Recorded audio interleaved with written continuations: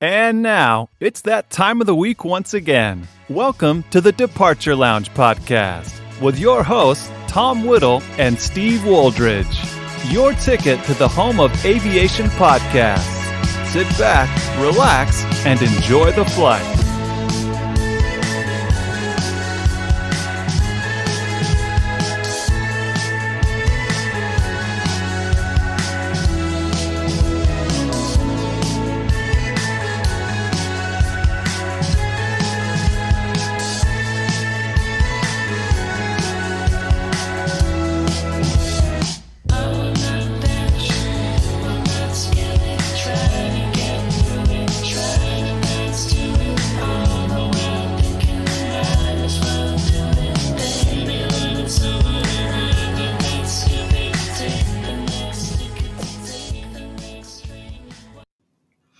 Good evening, everybody, and welcome to the Departure Lounge podcast here on the Departure Lounge YouTube channel and Visions Aviation. Hope you're all doing well on this Sunday evening. My name is Tom Whittle for the evening. We're going to go straight into it because we've got quite a few people to bring on. So, firstly, we'll introduce our wonderful co-host for the evening, Steve Wooldridge. Hopefully your internet holds out. But Steve, good evening. How are you? Yeah, no, hello, Tom. Hello, everyone at home. I hope you're all doing well tonight. It's a pleasure to be here for what is going to be another very, very good show. Yeah, another one I'm really looking forward to. I pray to God that my computer doesn't switch itself off. The internet will work. That'd be absolutely lovely for this show. But I don't chickens, that's for sure. No, absolutely not. Have you had a decent week? Yeah, I went to a comedy Friday. I say it was a comedy night. Unfortunately, you can see why they're playing the local pub and they're not at the Apollo just yet. But you got to start somewhere, I suppose. And then, yeah, I just spent most of the weekend drinking cider, which is pretty much what we do down these parts. So yeah, I can't moan at all. What about yourself? Not too bad. Very busy, but yeah, not too bad. Not too bad at all. But we'll jump into that a little bit later. So, Steve, for now, we're going to say goodbye to you as we bring everyone else on. Okay. Also, joining us this evening, I should be prepared for this, but I will be now. It is, of course, Ian Hartley. Ian, a very good evening to you. How are you on this Sunday evening? Very well, thanks, Tom. How are you? All right? Very well, thank you. Yeah, very well, very well. How's your week been? It's been all right. Not really been up to much. Yeah, just an average week, really. I've not Average really week. Nothing exciting, to be honest. So yeah, We'll go for that. Yeah, we'll go for that. Yeah. Excited for this evening? Yeah, looking forward to it. Really, I'm looking forward to it. Yeah. Some couple of cracking guests on, so it's going to be really good. Should be good fun. Yeah, it should be Definitely, good fun. Yeah. Fantastic. All right, we'll get rid of you and we'll bring you back shortly. Joining us also this evening as one of our special guests this evening, but he's returning to the show, and I just realised I've not made a graphic for him, but there you go. Doesn't need one. It's Ken Carr, everyone. Good evening, everybody. Honest to God, it's amateur stuff, honestly. Good evening, Ken. How are you this evening? Yeah, all right, sir. And how are you? Yeah, not too bad, thank you. Not too bad. Glad to be back with us. Of course, yeah. I really enjoyed it. Be honest. No, I really enjoy doing this. It's good fun. Good stuff. How's your week been? A bit stressful, to be fair. Yeah. We've got a new rescue dog, so trying to get used to him. You can probably hear in the background. Yeah. My daughter Madeline's taking him out we found a field where we can let him off the lead. So we thought we'd try and knacker him out, but it doesn't seem to work. Oh, dearie me. I suppose that's the problem. There we go. Fair enough. Excited for this evening, Ken? Of course, yes. Yeah. Ready for some fun and laughter? We'll try and make it go a while so you can go on to your third bottle of wine as well. No, I'm on beer tonight. Third bottle of beer then. Already done that. Already done that. We've had the Grand Prix, we've had football already on today. No better way to finish the evening. Exactly. Fantastic. Right, we'll get rid of you again and we'll bring you back shortly. And lastly, joining us this evening, we are very privileged to be joined by, I've got the moderator. There you go. Moderator for Airliners Live and, of course, for Visions Aviation. It is, of course, man known as Loopy. Loopy, good evening to you. How are you? Hi, Tom. Thanks for having me. No problem. How are you this evening? I'm good. I'm good. Excited to be part of this I say wonderful show, but yeah. Yes, it's going to be different. It's going to be different. Different to what you're used to, I think. Yes. Yeah, just slightly. Slightly. But I will warm up to it. Wonderful. Yeah, it'd be fine. It'd be absolutely fine. Yeah. Everyone will tell you it'd be absolutely fine. Let's bring everybody back. There we go. Get that sorted out. There we go. So everyone say hello to everybody. Hello, everybody. Hello, everybody. Hello. Fantastic. How are we all doing? All right. Yeah, all right. How do you be there, Aaron? Doing all right, thank you, my lovely. Oh, dearie me. It's going to be one of those shows, I think. Wonderful. So let's get on to some... let's go with that. Right, yeah, let's get on to some housekeeping before we jump into the show. So we're on social medias. You can find them in the descriptions below. We're on Facebook, Instagram, Twitter, and, of course, Twitch, if you fancy giving us a little follow or a little subscribe on here. We also have a shop running, which I'm just going to very quickly show, because we released new merch. I think it was Thursday. I think, possibly. I might be wrong. It was Thursday. Yeah, Thursday evening. Yeah. Was Thursday. We decided to give Steve his very own T-shirt. As you can see, if I get rid of the graphics here, you'll be able to see that. We've given Steve his very own T-shirt, which I absolutely love. But there's also some other bits and bobs and goodies on there as well. So if you fancy getting Steve on your chest, you can find it on the shop, which is in the description below as well, if you fancy supporting the channel. Just quickly get rid of that and bring everybody back in. Also, we're running something a little bit different now, which is we're running super chats. So if anybody wants to have their comment prioritized and read out above everybody else's, you can, of course, contribute with a super chat. Doesn't have to be much. There's no limit to it. You can literally put £1 in to have your comment read sort of above everybody else. It's just a little something that we're doing. It's there if you fancy it. Also, if you wish to be a guest on the show, do consider giving us a message on any of the social medias that you find in the descriptions below. We'll get you on the show as soon as we can. So, quickly run through some of the comments here. So, hide your APUs. Jack Rolls is in the house. He says, let's go, baby. Yeah, the show is here. Jim Gemmell is saying, evening, folks. If you want to say evening back to him, that'd be nice. Yeah, good evening, Jim. Everyone's just going to see. Yeah, I was thinking something now. Airliners Live are in the house. They say, Loopy, we're all counting on you. Bing bong. Liz Shanahan on Facebook says, good evening. Evening, Liz. Sarah, who's also watching, says evening as well. Hi, Sarah. Interesting name, this one. Fun things to do with Tech Sparky says, good evening. I found you from Airliners Live. So thank you very much for joining us this evening. Yeah, thank you very much. Yeah. Jack Rolls says, Steve's had a haircut. Is this true or false? Well, the good news and the bad news is I was out with a lady this afternoon, so I had to spruce up. The news is she's my sister-in-law, so just kind of answer the question. Oh, dearie me.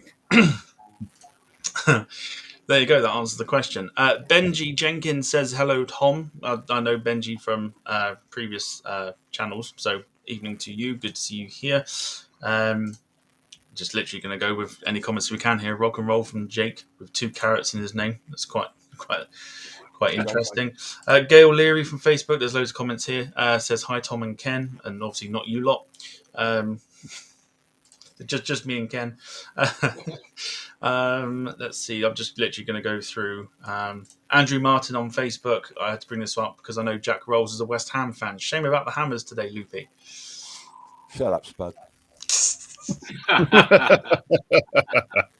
I had to be very quiet because I'm actually a Chelsea fan. So I thought it would be a good idea not to talk about football. Yeah. Yeah. Can we not talk about football at all? we're not going to talk about football. No, we won't talk about football. We won't do it. Jack Rolls with the first super chat of the evening with £1.79 says, "This is why the channel is the best. Love you guys." Thank you very much, Jack. That's very kind. Yeah, cheers, Jack. Do so. Very, very kind. Yeah, quite. If I've missed any hellos and stuff, obviously we'll get through most of the comments as we can throughout the evening. So yeah, do keep getting them in. So tonight we are doing a live Q&A whilst having a general chit chat about aviation and everything to do with it. Now we'll kickstart off with basically the first thing that I wanted to prioritise, which of course, Ken, was your A380 data file book, and of course, I will get it up onto the screen shortly. The preview to the new Heathrow magazine. Yeah, literally went to press at lunchtime today, and thank you to Tom for noticing there was a bit of an error on the cover, which I found out about 6 o'clock tonight, and it's been a bit of a mass panic seeing if we can get the printers to. Well, I've got a feeling they're probably not actually doing any work today, so fingers crossed. Anyway, I'll just bring it up on the screen. Yeah, don't worry, I'm going to hide this. There you go. So this is what obviously people that buy your magazine will expect. When did it come out? Picking up Tuesday night. Tuesday night. Yeah. So this is what a really good turnaround. Ken, what was wrong with it? The price? No, I'm not saying it was embarrassing, mate. I'm not saying. It's like, one of the pictures was wrong. That's all you need to know. So tell us a little bit about what people that buy the magazine can sort of expect.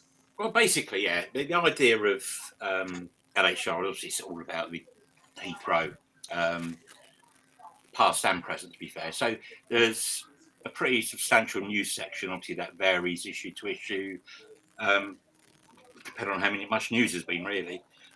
But that particular headline there is just fantastic news. Obviously, the airport's been rock bottom for months and months and months and months. And literally in March, they actually had their best ever month since COVID hit. So that's really good news because they have been struggling. So anyway, so we have a news desk items, and it predominantly is basically mainly rare aircraft that have come to Heathrow, etc. And then we have a number of features throughout the magazine. This month's one is, as you see there, 5 decades of the BA 747s, which Charles, my co-editor of the 380 book, has put together for me. And so it goes from the 100s right through to the 400s.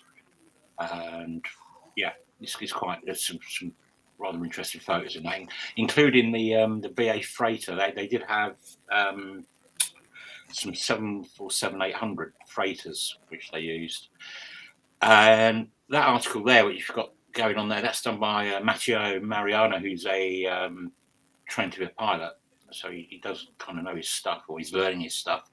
And we've done a couple of features in this issue because of the storms from a couple of months ago. The first one explains how Heathrow deal with all bad weather situations, and Matteo's done one from basically the pilot and the airline's point of view. So we've got both sides of it, which is quite interesting. Oh yeah, just remind us where we can get hold of this magazine there, Ken.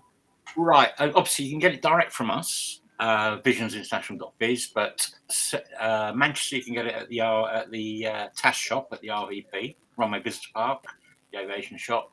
At Heathrow you can get it from Aviation Retail Direct, the Three Magpies pub, the Green Man pub. You can get it at Brooklands, and it was going to be this issue, it's going to be the next issue now. You'll be able to get it from WH Smith's at the terminals at Heathrow, which we're rather chuffed about. Oh, wow, yeah, absolutely. We ran out of time to really get that sorted for this issue, unfortunately, mainly because the A380 book has delayed me a bit, to be fair. So hence the Heathrow mag's been a bit delayed. But yeah, so we're going to roll that out from issue 10, which is going to be sort of mid-June. Right, this graph here, Yes. this is... I thought I needed something for the magazine. This is from the magazine. And I wanted something to highlight kind of what happened. Now, the green columns there that you see they're the number of movements. That's arrivals and departures per month. Yeah. Mhm. Well, obviously, January 20, COVID was just about being discovered, wasn't it? February, it starts to decline. March, we kind of shut down. What was it, that third week of March? And then by April, it was just disastrous, as you can see. And then it made that a little bit of a recovery last summer up till October time. And then we went into the second kind of lockdown wave over sort of December 20 through spring 21, and then we kind of gave up with believing in COVID because of the jabs, and travel got allowed a lot more, and we had a nice steady kind of rise up until December.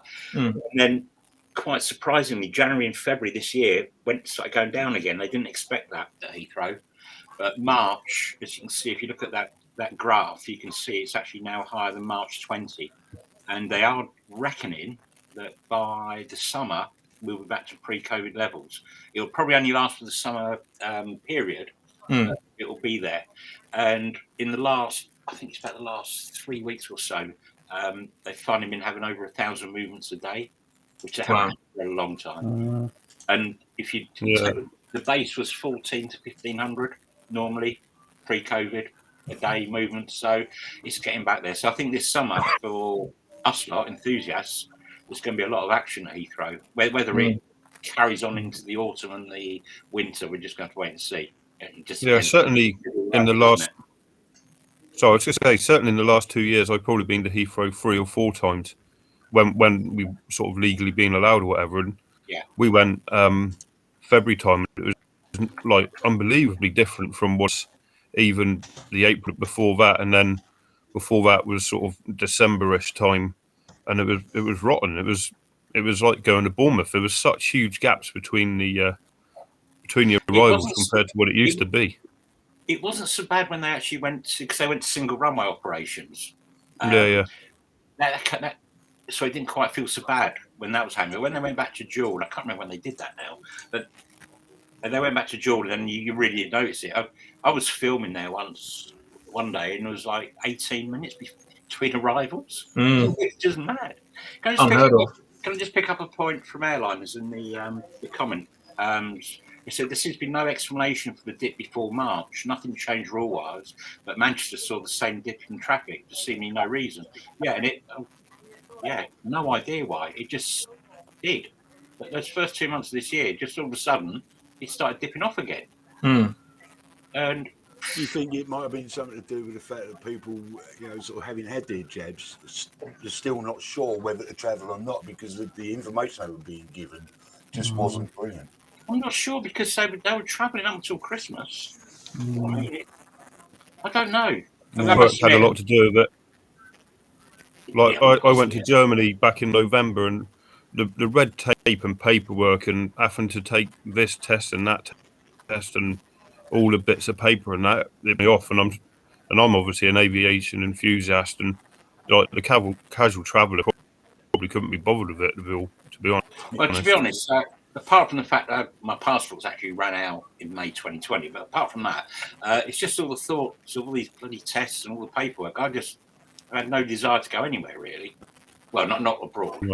Yeah. Ian would tell you, I got on a right old bath of it, and Germany. You were a mess, weren't you, for a couple of weeks, weren't you?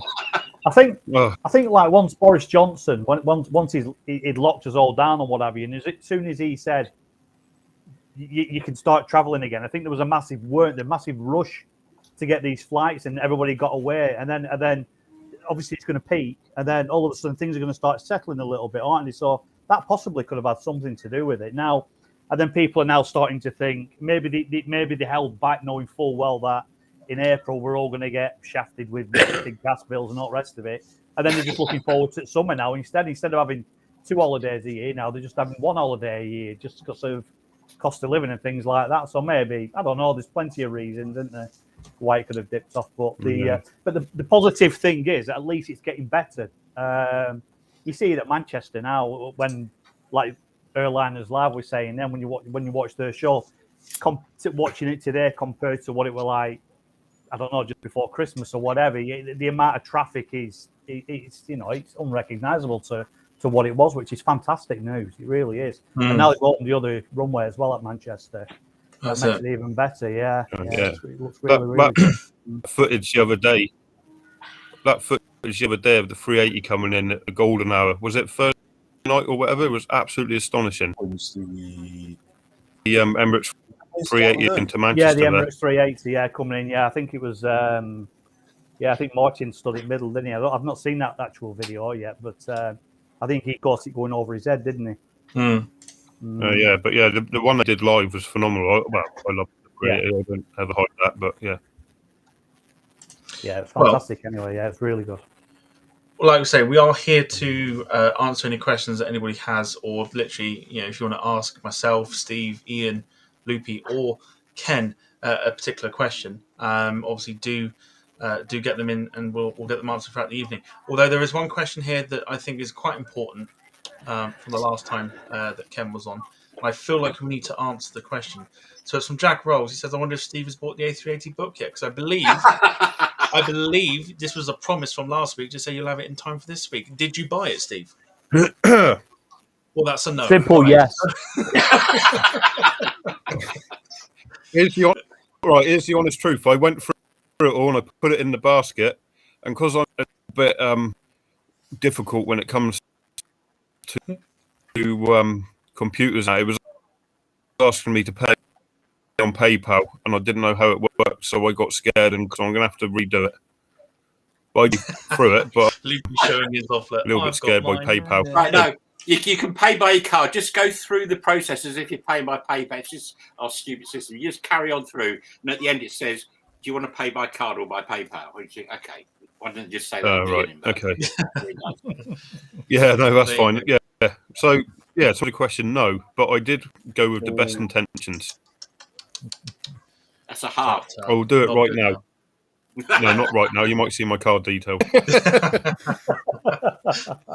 That's fine. We're going to bring Loopy into this to give people who sort of might not know who he is a bit of an opportunity to kind of get to know him. So, Loopy, if you want to sort of tell people that sort of are tuning in for the first time and wondering who you are, just a little bit about yourself. Potted history of me. Okay. Born and raised in the East End of London. I still live in bordering East London and Essex. I'm in Romford at the moment. I got lucky. I met a bunch of guys. It turned out to be Iron Maiden. I ended up working for them for a total of 7 years. Did quite a lot of travelling. We used to do some mental flights. Imagine flying on a lovely Thai 747, and it was one of these bus services.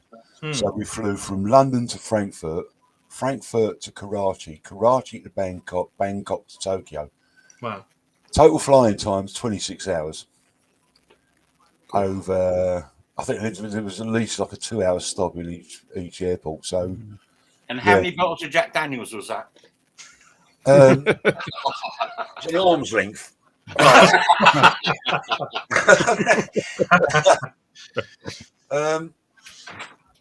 It's just mad, and then sort of you get to somewhere like Narita Airport, and you're being sort of driven into Tokyo, downtown Tokyo, along a motorway that's got a barrier all down one side, so you can't actually see what's going on the other side of it. It's just bizarre. We pulled up at the hotel, and there were thousands of these screaming fans, and we were all literally told, just get out the van and run. And that's what we had to do. It was like we had guards, and it was mad. But yeah, lots of travelling, lots of it on 747s. And back then, I would have thought it was probably just the start of the 400s, maybe the 2s. Don't know, but sort of backwards and forwards across the Atlantic. We did that so many times, lost count. Yeah. And I've been on 777s, and then We did like the little jaunts, places like Helsinki, Jersey, backwards and forwards to Germany about 3 or 4 times. I couldn't even tell you what we was on then because it was so long ago. and to be perfectly honest, we used to get to the airport 3 or 4 hours before our flights, and you go to the bar. What else would you do? So I was probably far too legless to get on a plane. But there you go. Yeah, very true. I smothered it well. So going forward from that, how did you get into like the moderating side of things? Of course, because you moderate for Airliners Live, and I believe for yourself, Ken, is it as well? Yeah. Well, we combined our groups, didn't we, at some point, Loops? We did. Yeah, basically, it goes back when me and Ken first met. We used to watch Jerry at I've forgotten. You can mention it. No, We'll just have to censor it. Yeah, can you cut that bit out? Yeah, I'll edit it out. Yeah. But we met through that, and then I had my own aviation channel called Loopy's Aviation. Ken had his channel, and I thought, well, what's the point? We don't actually need to have the two of us, so we just merged channels and became Visions International. And I used to do. I managed to figure out how to set a few bits and pieces up on YouTube for him, and there was myself set up as a mod, and I think Matty Smith was on there from Airliners, and okay. You're not supposed to react to that bit, Luke. Yeah, don't react to that.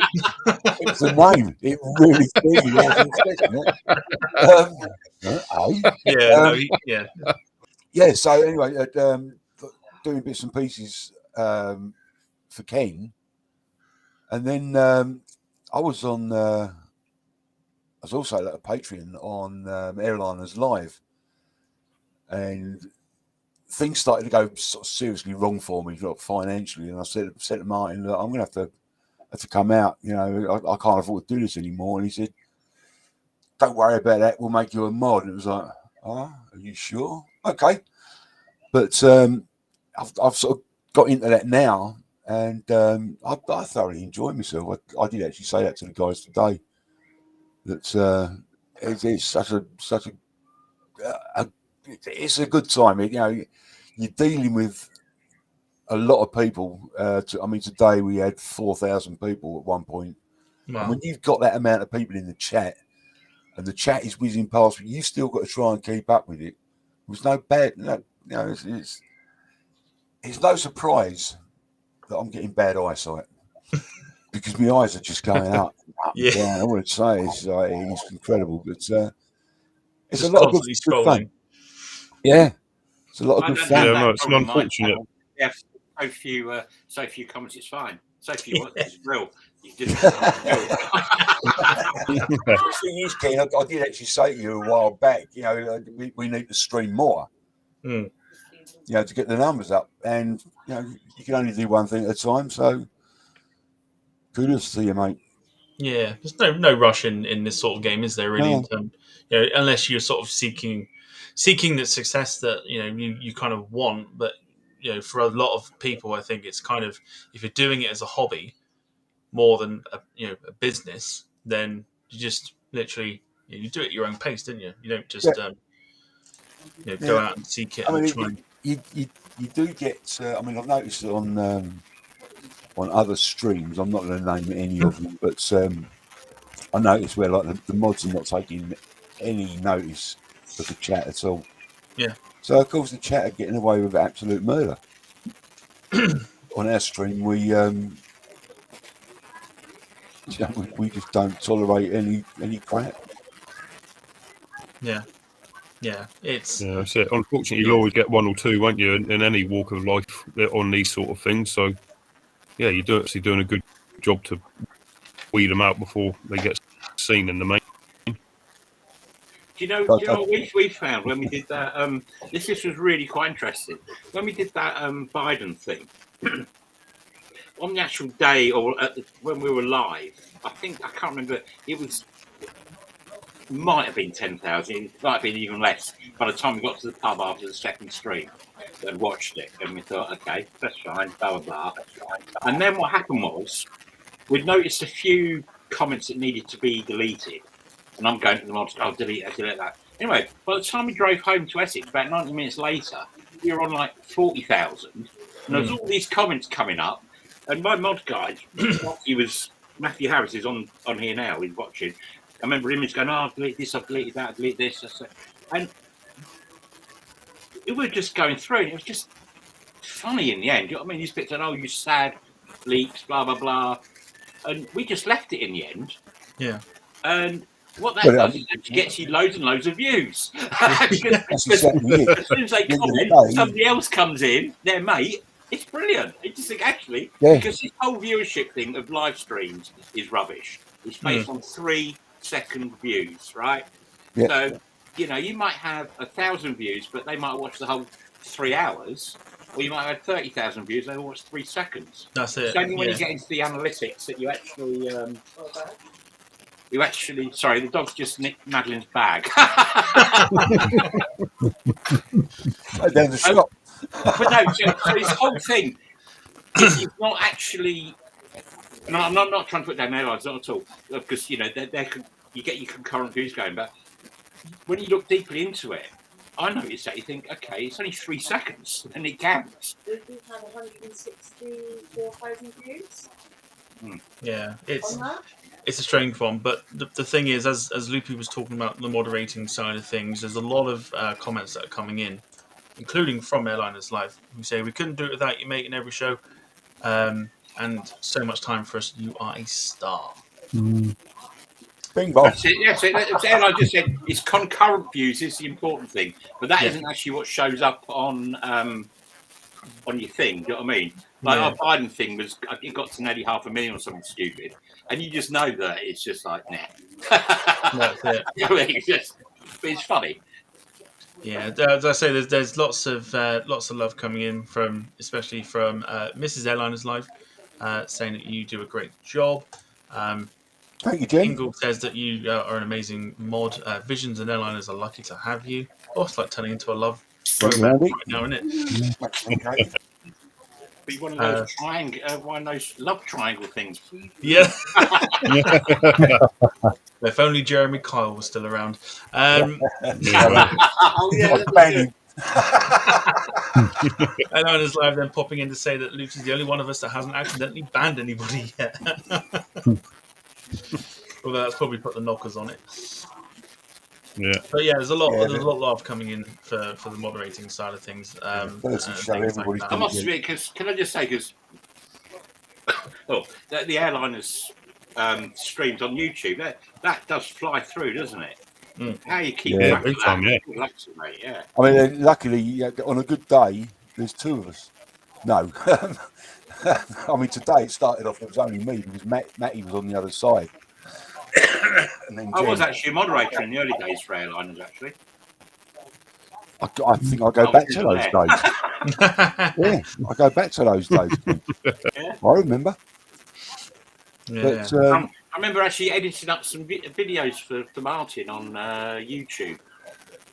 But again, I've just got too busy with my own bloody business. Nice little bit of reminiscing right now going on. Back in the day. Back in the day, back in the day, I used to stream for a certain company, but there you go. We'll quickly move on because I feel weird saying it. So Gail Leary on Facebook's asking us a question. It says, to you all, what has been your favourite flight / airline to date? And I'm going to go with Ian first. My favourite airline. Favourite airline or favourite flight? Or maybe both. We'll answer both. Airline first, and then Ken's going to disappear for 2 seconds. I don't know. I really couldn't really answer. My favourite airline, I don't know. I mean, I'm going for looks now, aren't I? So I'd say something like, I don't know. Could you come back to me? I was going to say, probably the worst person to go to first. Probably, yeah. All right. Choice. All right, Loopy, we'll go with you. Favorite airline or favorite flight to date? Favourite flight would have to be from Heathrow to the Bahamas, just simply because of the destination. Airline, British Airways, without a doubt. Wow. The service is just phenomenal. Fantastic. Yeah, Steve, over to you. Yeah, I know what everyone's thinking here, but I'm going to go for the 380 flight. But it's not the landing into London City when I flew in from Milan will take some beating. You're flying like eye level with Houses of Parliament and all these famous monuments, and as we all know, London City is a tricky little airport to get into. So that was absolutely fantastic. And again, like Loopy said, BA that flight was phenomenal because there was meant to be 35 biz passengers and they never showed up. So we all got to spread out and got to feast on all the food that had been prepared for those. So British Wow. Airways into London City, that flight was unreal. Yeah, top notch. Top notch. Ian, have you thought about it yet, or do you need more time? No, not really. I mean, I've only ever done holiday flights, really, so I wouldn't really have a favourite airline. But if I could choose a favourite airline, I would probably go for something like Emirates or something like that. Who would like to fly with? You know, I'd love to do a first-class experience. We Emirates are watching Jeb Brooks and someone like Air France or something like that on, you know, like their Premier lounges and things like that. I'd like to do something like that. So I think for luxury and comfort, I think I'd choose someone like Emirates. Okay. I think. Yeah, I had a look. In terms Their of- first class package was £7,000 return if you ever fancy doing one of those Emirates first class lounge jobs. Oh, let's start saving up now. Yeah, I should get Start one. saving up now. You'll be done by Christmas. Yeah, Christmas Yeah, yeah. 2027. Brilliant. For me, I think for me quite easy, and I've mentioned it on a few occasions. Is probably when I flew the old Flybe from Newquay to London Gatwick. Not quite as glamorous as Bahamas or anywhere else, but for me it was quite a decent flight because the crew on board were fantastic, and you know, even though it was a short flight, they definitely looked after you. So yeah, for me, favorite flights with the old Flybe. In terms of favorite airline, it's a tricky one because I don't know really. I mean, I used to like the old British Midlands, but yeah, can't really tell. Maybe Air Portugal. There you go, Ian. Air Portugal. Yeah, TAP Air Yeah, Portugal. yeah. With the old livery, it's fine. Yeah, I've got a problem with that. Yeah, that's fine. Everyone's having a quick 2 seconds and disappear, so it's fine. It's a good thing we've got a lot of people here. Hide your APUs, Jack Roll says TAP is Ian's favourite without a doubt. Obviously, we all know about your love of TAP Air Portugal, Ian. And as we mentioned last night, we always have this like sort of scale to where what airline would you change your camera battery for if it was coming in, and for you it's easily TAP Air Portugal. Yeah, absolutely, every delivery, time. Yeah. Even if my battery wasn't running down, I'd still change it. I'd find a reason to. Dear me. Funny. Question from Airliners Live. You're probably inside joke. Question for Loops. When's the A380 due? I'll type the command. I've actually got 3 commands for the A380, and the only time I've ever used one of them, it says, unfortunately, the A380 is already departed for today. Tune in on the next show to catch it. The only time I've actually used that was when we were doing a live from Lanzarote. Oh God. Yeah. The answer is actually at 12:05. There you go. There's your answer. I know it's a joke, but yeah, there's your answer. That's a true answer, though. Brilliant. So as we can see in the background, Loopy, we can see some model aircraft and stuff. And I believe we were talking yesterday in regards to you've made a Revell kit of the Ed Force 1 747. Let me back up a little. Here we go. Beep, beep, beep,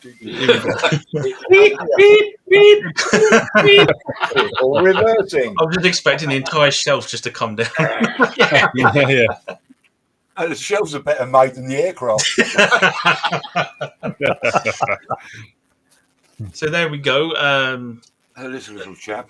Yeah, there we go. Loopy's 747-400 Iron Maiden, and of course, the very plane that wore that livery went into Kemble this week for scrapping. Sad. Having such a sort of association, Loopy, with Iron Maiden, when you sort of noticed that the 747 had gone into Kemble for, potentially its last, well, obviously its last flight, did it have like a bit of a sentimental value to it in terms of like being associated with like Iron Maiden and that? Well, considering I only found out yesterday,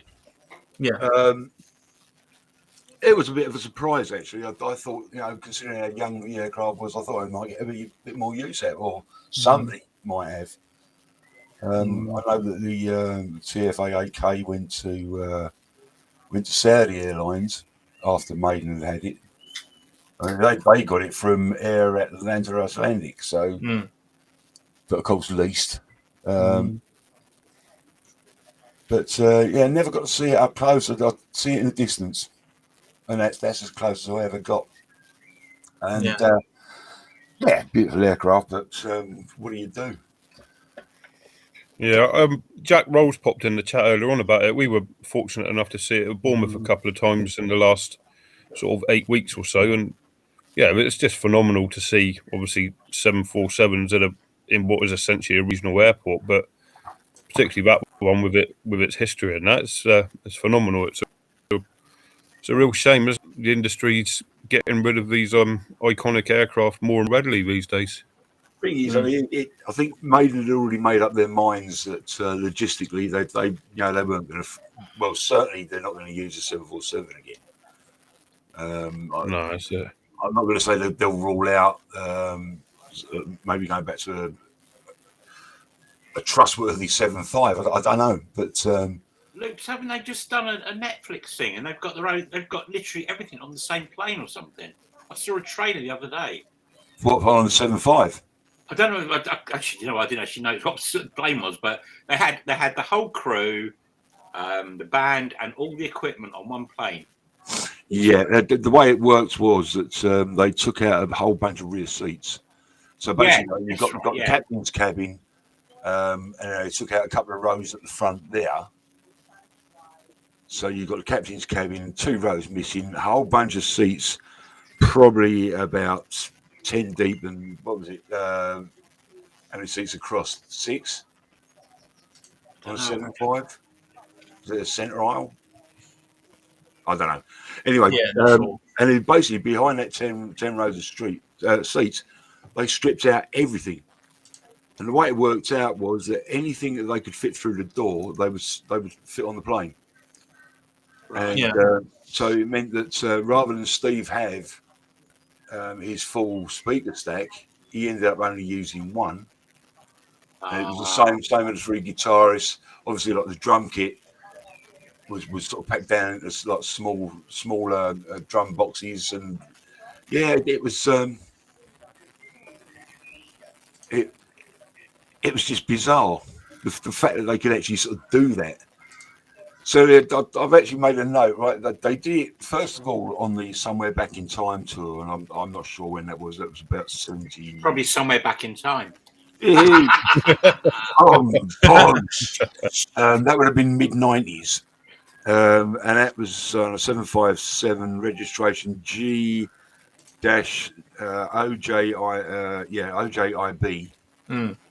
And then they did the Final Frontier tour, which finished in 2010, and that was on G-STRX.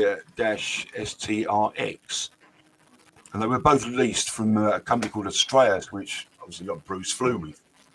So it was obviously like easy to get hold of. Yeah. So not many people would have known that Bruce Dickinson was also an actual airline pilot. I think it was Astraeus, wasn't it? The airline Yeah, that the planes came from. yeah. So he actually flew in his sort of spare time, whatever he had for Astraeus as well, flying people off. Well, when Maiden used to finish the tour, I mean, Maiden used to go out on tour at the time. They were going out sort of around about 12 months, 9 to 12 months at a time. And then they'd come off the road for about 9 months. 3 months of that would have been taken up recording an album. So basically, Bruce had 6 months to go out and do what he wanted. And with Astraeus, he became a commercial pilot and did a lot of the holiday runs. Yeah, amazing, isn't it? It's amazing. If you flew on Astraeus while they were around and stuff, and there was a very good chance that he was the one that took you to your holiday destination. So it's for a lot of people that flew with Astraeus, it's something to kind of consider as well. Another short-lived airline, of course, here in the UK. One of those things. But the funny part about it is that going back to the book that our young friend there, Ken, mentioned, Thunderthuck, this book features various amounts of air travel, and the pilot on every flight is Bruce Dickinson. So anybody wants to find out more, go and get the book. Yeah, it's available visionsinternational.biz. It's called Thunderthuck. Don't spell it wrong. Go to livyworld.co.uk. .biz. And it's there. You just go to the shop and it's there. Yeah. So Loopy, where did your hang on, one at a time. Loopy, where did your passion for aviation come from? Is it something that you picked up while you was on tour with Maiden? Funny enough, you always had? My dad took me to Biggin Hill, 1963, to see an air show. Yeah. And of course, Spitfires. What a phenomenal aircraft! And you got this thing sort of flying really low over the crowd's head. I mean, I was down there somewhere. So that's where it all started. And then I've sort of followed aviation. I mean, I'm not closely because, like for 20 odd years, I was extremely busy in the music business and then spent another 20 years at Royal Mail. So you don't really get a chance to deal with aircraft all that much. But it's been more since I've retired. I've sort of started picking up again, and that was 2016. Yeah. So it's something that's been just the back of your mind, hasn't it, all that time? And always. Now you've got the time to appreciate it and do it a little bit more. You do. I've also had a fascination for space. Okay, right, yeah. Space travel. Currently thoroughly enjoying what SpaceX are up to. Yeah. Can't wait to see more, but we'll see. I think the space just got too slow. Right, I'm going to say totally off subject. I'm a bit of a space geek myself, and I've been reading a little bit and watching like documentaries and stuff on Black Knight. They call it the Black Knight satellite, don't they? From but what's your opinion on that? I know it's totally off topic, but just out of interest. Is this the new one they're talking about? No, the old Black Knight. It's sort of an object what's been like pictured into into they're calling it the Black Knight satellite, aren't they? And there's a lot of conspiracy theories about it and what have you. I think it's something you'd have to look up. I think Ken knows what we're on about. It's that's why he's scarpered. I think it is. I know. I'm into like. I'm not getting into this. I watch a lot of like ancient aliens and conspiracy theories and stuff like that. And this Black Knight features quite a bit into it. So yeah, I was just thinking. Did you know that Campbelltown up in Scotland was actually classed as the UK's Area 51? Right, no, I wasn't aware of that. Yeah, is that right? Campbelltown, it's going up the east coast, up way above Glasgow. I thought it was somewhere called Bonnie something in Scotland. Not Bonnie Scotland, obviously, but that's too obvious. It was Campbell. I thought it was Gammon B. Yeah, I think you're right. It's in the middle it's somewhere, actually known there as Campbelltown. I mean, it's one flight a day. Yeah, if that, and that's private. I was just going to ask you, go on, Steve. when you touring and that, did it ever get like a bit much sort of upheaval when being in a different city, different time zone, almost every day of the week? You never really know. I mean, the inside of venues, like when you're doing the bigger venues, the inside of these places all look pretty much the same. It's just the dressing room area is sort of rearranged slightly different. So what we found was that you travel overnight, so you're sleeping, and then you wake up as a new venue, although it looks like yesterday's. The backstage is different, but you kind of sort of know where you are because people put posters up everywhere. You know, like today you are in. And we used to put them on the drum riser as well, like so that if the singer's coming up the drum riser to get a drink, right in the corner of the drum riser, it'll tell you Birmingham following day, Liverpool. You had to do that, so he could go back to his microphone and go, "Good evening, Birmingham." You know, and also because you're so smashed, you need to know something. Well, roughly, certainly help the crew. Hang on, we're in Birmingham. I know a good pub. But it can be very, very hard work. It can be very, very hard work. But you get used to it. You get used to the hours. You get used to the fact that you're only going to get 2 or 3 hours sleep. You get up the next day. You do exactly what you did the day before. It's routine. And if you get yourself into that routine, it becomes easy. Yeah, I suppose right enough. And they're sort of living in airports, and that becomes second nature at a point. So, you know, things were actually organised fairly well in that respect. We didn't actually spend that much time hanging about in airports. It's the early days, though, when it loops in the back of a transit, there's a problem. We had an old green red line lorry, an old GMC thing. And we called it the Green Goddess, and one of our guys, Vic and Pete, 2 of our guys, 1, 2, they managed to sort of build a section at the front of the vehicle. So you go in, you've got 3 bunks on your right hand side, 2 bunks lower down, and then the main bunk went right the way across the driver's cab. And then they also put these 2 windows in the front. So we used to get between sort of 4 or 5 of us sleeping up top, like sort of above the cab. And we went to we were on our way to do this gig in Newport in Gwent. And we're going down the M4 and realised we'd taken the wrong turning. So whoever was driving decided to do a U-turn through the cones on the M4 and go back the other way.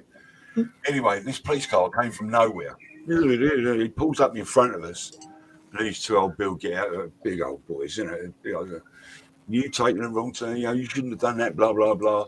And he was just about, I don't know, whether to clap the handcuffs on the driver or sort of give him a ticket or whatever.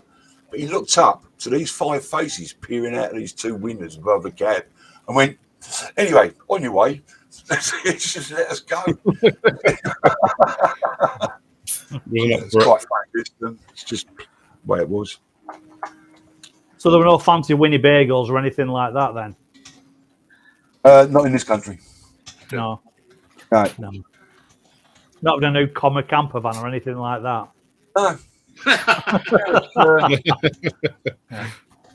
No, I mean we spent probably about a year driving around this old Green Goddess, and then the band got signed, and things started taking off. So therefore, they would they'd have money set aside for a coach or a private minibus, that kind of stuff. And it was around about that time that sort of like the crew sort of went one way and the band went the other. The band were travelling on their own. Up to that point, we'd all been pretty much together. Yeah.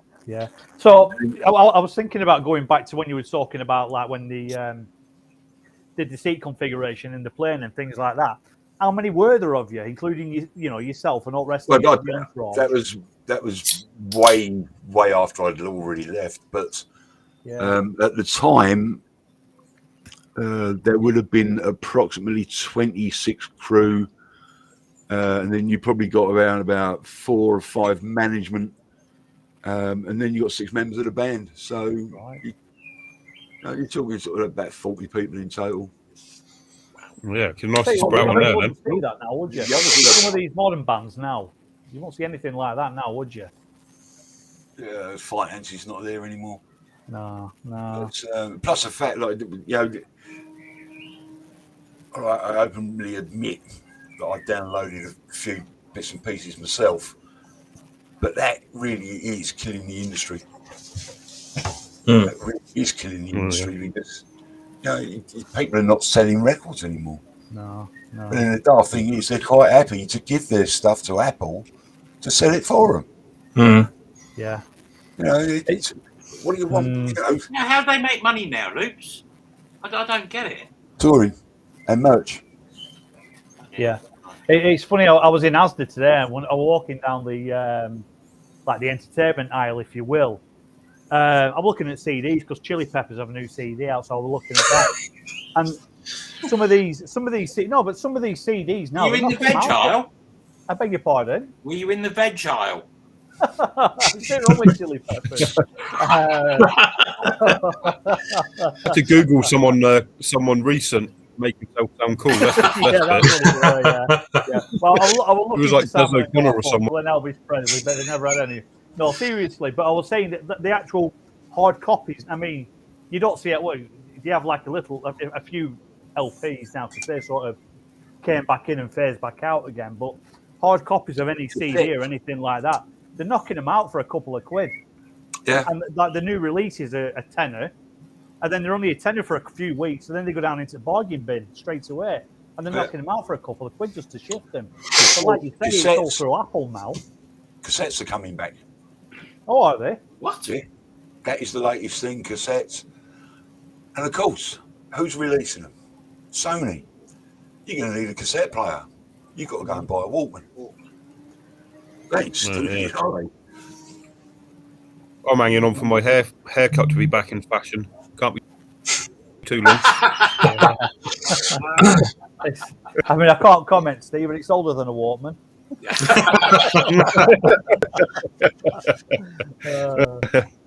I've still got my hairstyle. It's in the box in my bedroom.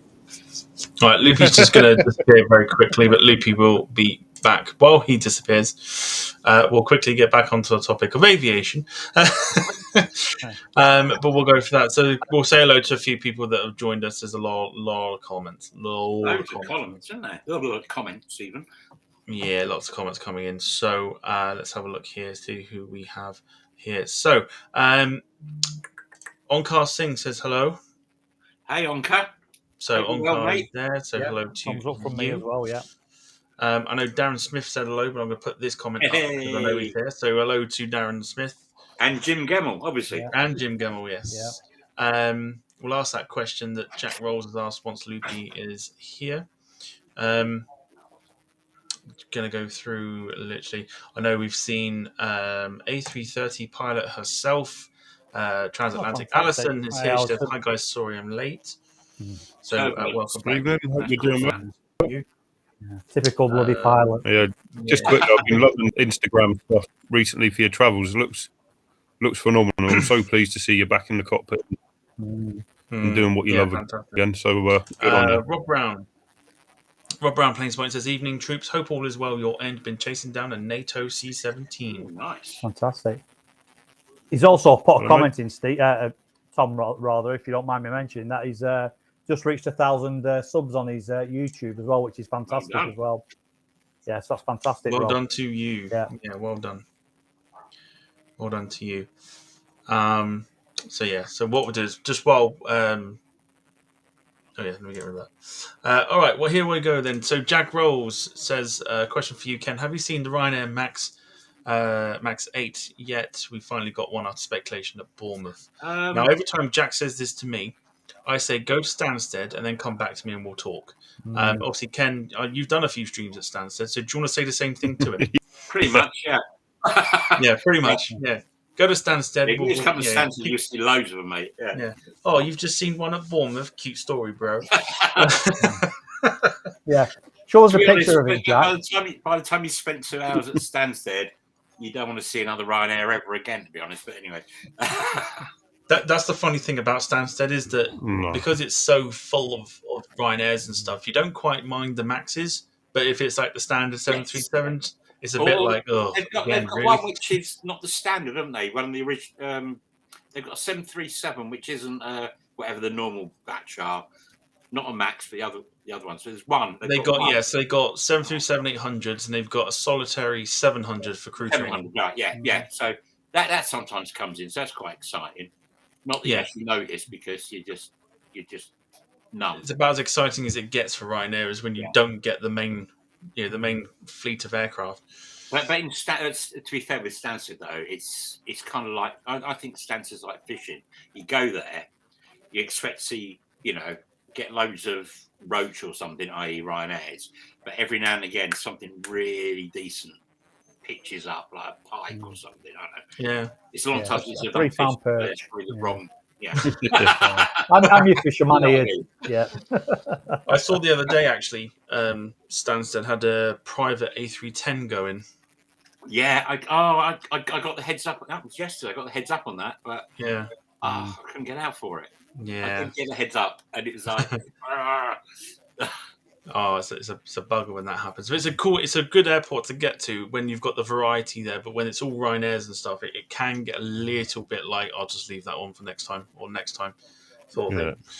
Do a whole show on that. Yeah, it is what it is. Yeah, that's a Jack's collector. You need a pool of people, don't you? And you'll throw a quid in and you rate the landing out of 10, and whoever gets closest wins the pool of cash. I think that's what you need to do. Actually, has anybody noticed that Ryanair are actually starting to land a lot smoother? That's probably because we've criticised them enough that they're probably getting bored of listening to it. I do have a theory that during the pandemic, when they obviously didn't have enough planes for the pilots, so the pilots were taking out planes anyway and practicing their landings. Yeah, they're doing that at Bristol as well. When Bristol started getting up and running again, they took EasyJet 320s out and basically took them out, flew one circuit and flew it back in again just to get the hours up. Yeah.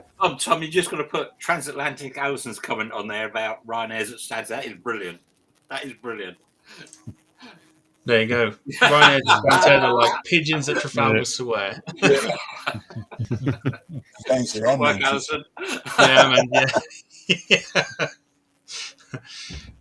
But actually, to be fair, Darren Smith says the same with Heathrow and BAE A320s. Now, I was like that with A319s before, or like just anything to do with like a 320 or a 319, where it was like, it's a bit like the tap situation, as we call it, Ian, where like if you knew one was coming in, you'd be like, I don't mind not getting that sort of thing. But like 319s now are obviously leaving the fleet, so that for me changes my mind. I'm like, yeah, you've got to make the most of them and that. But yeah, 320s and stuff, I just from time to time was like, yeah, you can have that one because I'm not, I've got too many of them, and especially when you got like 3 or 4 in a row, you think, really? Yeah. Bit different with the Neos and stuff because they are still new aircraft, and we're not streaming them live. What do you say now? It's one of those. You know what I mean? Oh. Yeah.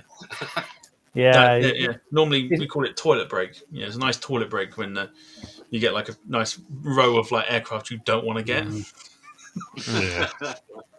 But it's a shame really because we take them all for granted, don't we? And we shouldn't. That's it. Yeah, that's it. It's you take them for granted and stuff like 319s and stuff. They used to be so common, so common that you think, oh bloody hell again.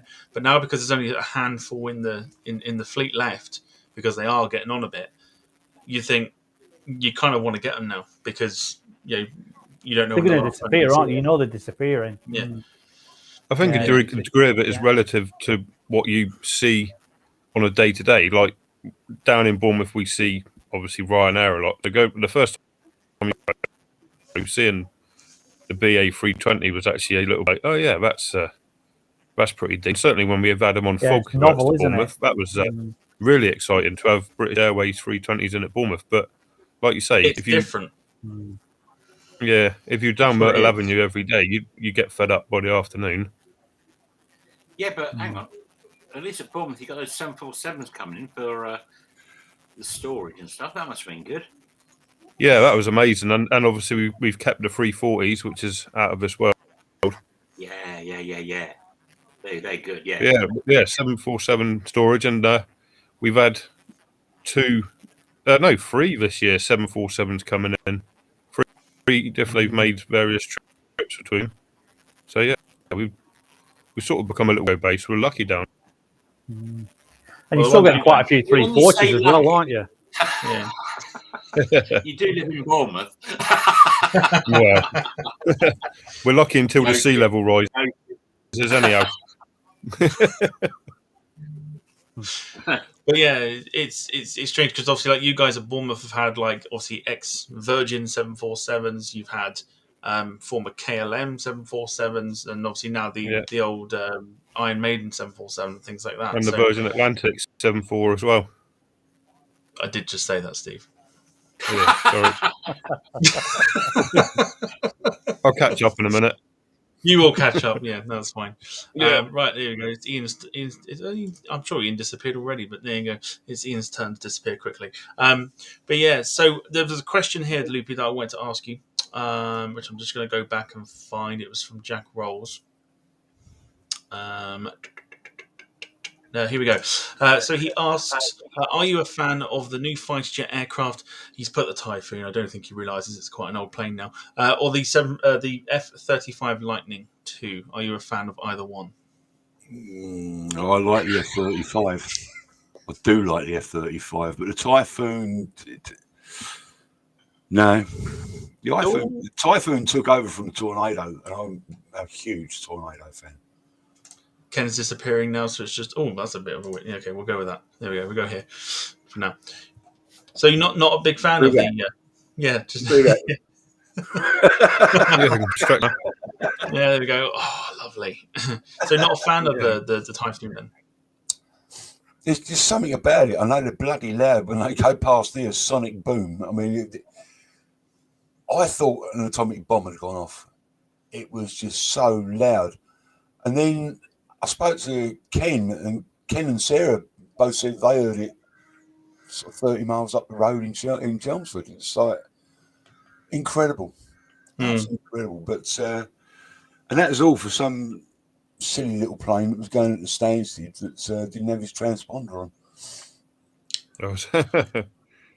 Yeah, I do love the Eurofighter. Like when it comes to the air show down here, it's a main attraction. And there was one year, and cover was probably, 500 feet, something like, and it shot along the seafront, and then it just pulled a full vertical pull up, and it went through the cloud, and that was the end of the noise it made when it did. That was absolutely unreal. That was quality. Yeah. The thing is, it was probably the loudest thing there as well. Yeah. Oh yeah, I would have thought so. Back in the good old days when we used to have the South End Air Show, I mean, you used to have the Jaguar, the Hurricanes, not the Hurricanes, the Tornadoes, and then everything went, and all you've got is a Typhoon. And it was okay. What's the point of going all the way down there for one loud aircraft? I want to go down and see more. But the old Sea Harrier, I'm a big fan of. Yeah, Bournemouth. I used to love going down there because my mum used to live in Port. Oh yeah. So she lived in a tower block by Port Harbour, and we used to get like the old Catalina come over the top of the block, heading towards. Oh, Catalinas, yeah. We could actually sort of watch the red arrows doing their display over the top of the trees in the distance. Oh wow, great stuff. Yeah, my kids used to love it. Yeah, got the old Catalinas. That's like my old man's favourite plane. That the Catalina, and obviously you get quite privileged to see them at, like anywhere near Duxford and things like that. Is that genuine, Steve? So I can that genuine. Yeah, everyone's like disappearing like left, right, and centre. It's crazy. I don't know. It was genuine. I can see. Yeah, it's right. He was genuine. It's fine. Can I just say I'll be letting airliners live down if I didn't say hit the thumbs up. Perfect. Thumbs up. Yeah. Perfect. Smash the like. Right, what I will do, whilst obviously we wait for Steve to come back. Now Ken has very, very nicely. Have I still got it? Yeah, that's right. I've got it open. Trying to find it on the thing. There we go. So I've got it here. Ken, I want you to talk me through what I'm about to play, which of course is. I'm just going to see if I can do this in a different Put it on manner. pause. Hang on, hold it. Just keep it on pause for a sec, so we can do an intro to it. Yeah. All right. Okay. Right. Obviously, with travel restrictions easing somewhat, if you fancy going to Schiphol, go and stay at the Corridon Hotel. Right now, this is the journey. If you stay there, they have a thing called the Sky Bar, which is at the top of the hotel, and you can only access it by a special lift. So, run it. This is the special lift. I will run it because in a second, because Sam Danvers, who Steve knows very well, has decided to put shows now now Steve's gone. and just as I bring that on screen, Steve has now returned. So yeah, Steve, your old mate Sam Danvers has popped in with the show got even better when you left. You say my old mate. You say my old mate. He's dead to me ever since he left Verd, and I'm absolutely gutted that I never took his house out yesterday. If you wanted a reply. Oh, let's run. Yeah, what they say normally they say run VT, didn't they? Normally? Yeah, run VT. Run VT.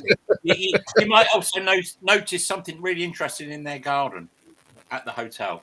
So this is a Sky Bar. Going up to the Sky Bar, special elevator, and there is commentary when they do that. But yeah, blah blah blah. Yeah, so I will leave it off just so that we can talk about it. Otherwise, and there you go.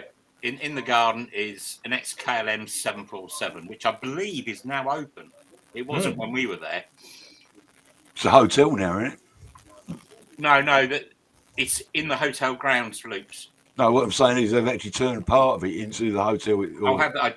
I found that itself, yeah. Because this was 2020. At the top, they've got this open-top Sky Bar. It's probably just as well the commentary is down because we did a live stream from there. I remember. And you can imagine, it took us 4 parts before we actually got permission. Well, before we actually found the man that was giving us permission, we'd given up. Anyway, so then we had to go streaming. But that's looking over to.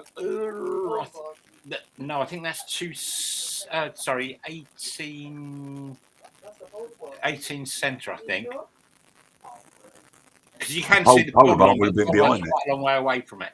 But you'll see in a minute, you just literally get views right across all the terminal areas. It's fantastic. As long as you like Heineken, because that's all they were serving. Bear in mind, well, actually, to be fair, bear in mind, this was July 2020 after the first lockdown, so they do normally have a bit more. No, but I was getting you a drink. Yeah. This is that's that weird. That's a little weird runway. Can't remember its bloody number.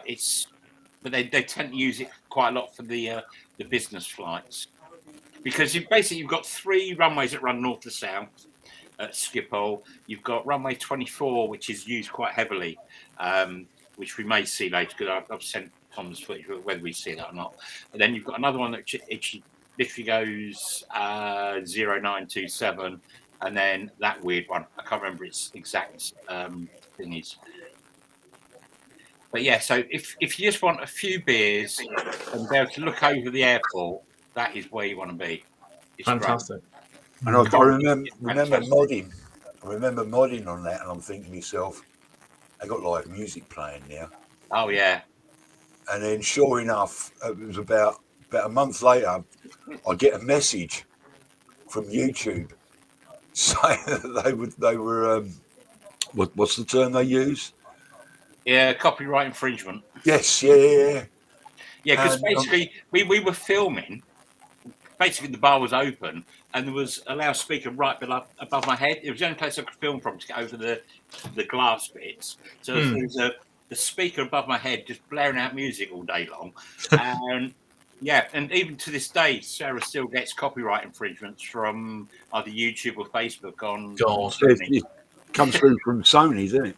Yeah, it was funny though. Probably a good thing that I actually muted this then, because otherwise I'd be getting hit with them as well. Yeah, absolutely. That is kind of the view. You can actually you can see across the polar barn, which is actually about 2.5 miles, 3 miles away. You can actually see pretty much action. That plane that's taken off now is on runway that'd be 24, I think. Right, and that's quite. Oh, that was us. Having some beers. You can Never see how happy it's unless going you've got at that beer in point. your hand. That's landing at the polar barn, so you can literally actually see every single runway, which is quite unusual for Some Schiphol. stunning views from up there. Stunning Yeah, views. quality. It's massive, that airport, isn't it? It's a huge airport. Yeah. It wasn't the greatest of days, to be fair, but yeah, in terms of weather. But honestly, oh my god, if you want to see everything that's going on, that's the place to go. So, fully recommend the Corridor. And it wasn't that expensive, to be fair. I think the beers probably were. But the other thing they've got right downstairs, they have this restaurant thing. Right, this is brilliant, right? And it's kind of like all you can eat. And I think it was about €30, but it also includes as much wine as you can drink in 2 hours. Well, but you were happy then. Yeah. You can drink a lot of wine in 2 hours, can't you? Oh, what a pity. Totally recommended. You still hold the record to this day. Yeah. The only thing, actually, for guys like Airliners Live and people that need a lot of battery power, one thing I would say is I think the voltage or the amperage or whatever it is from the sockets is not as strong as we're used to. I think it's 220 as opposed to 240, and that makes a big difference when you're trying to recharge your batteries. You need to take extra batteries with you. We found that out, didn't we? Yes, that's that video that's just ended.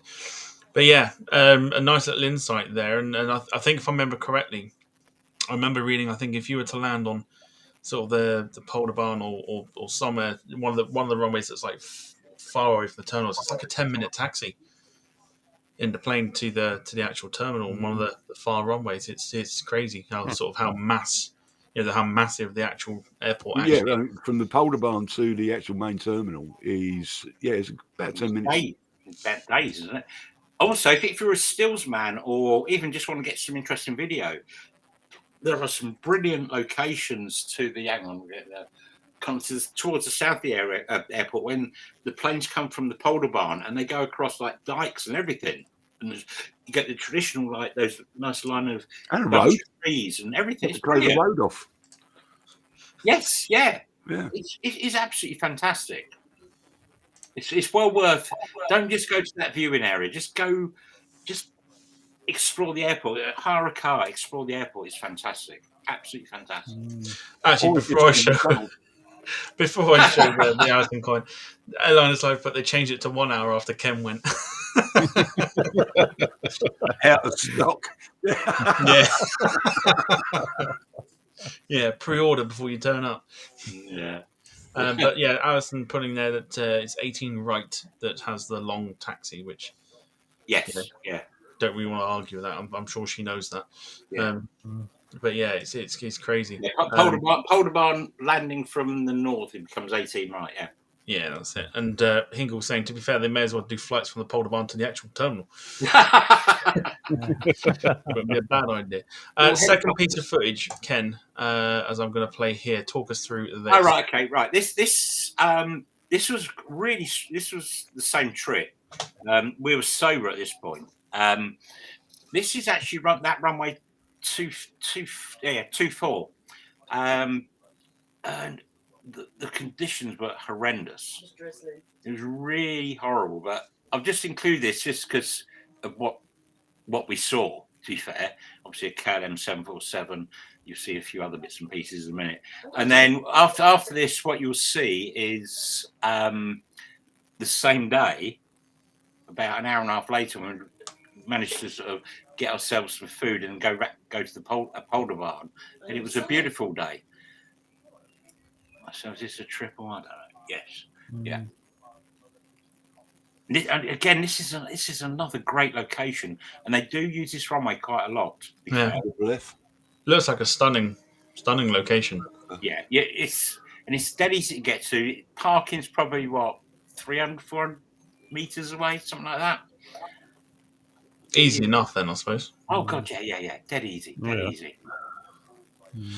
Just while we play this bit of footage, there's a comment here from Louise Sylvia Wood saying, "Hello everyone. What's everyone's names from top to bottom, please?"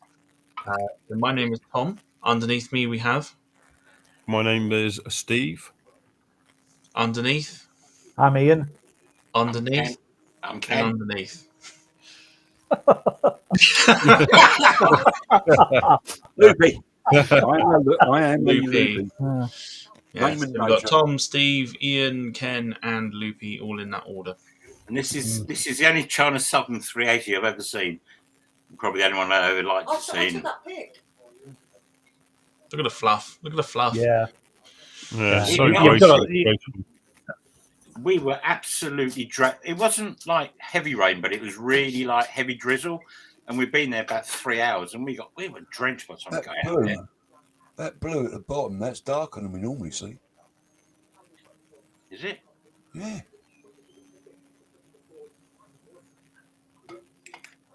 Or maybe I've got the wrong lenses in.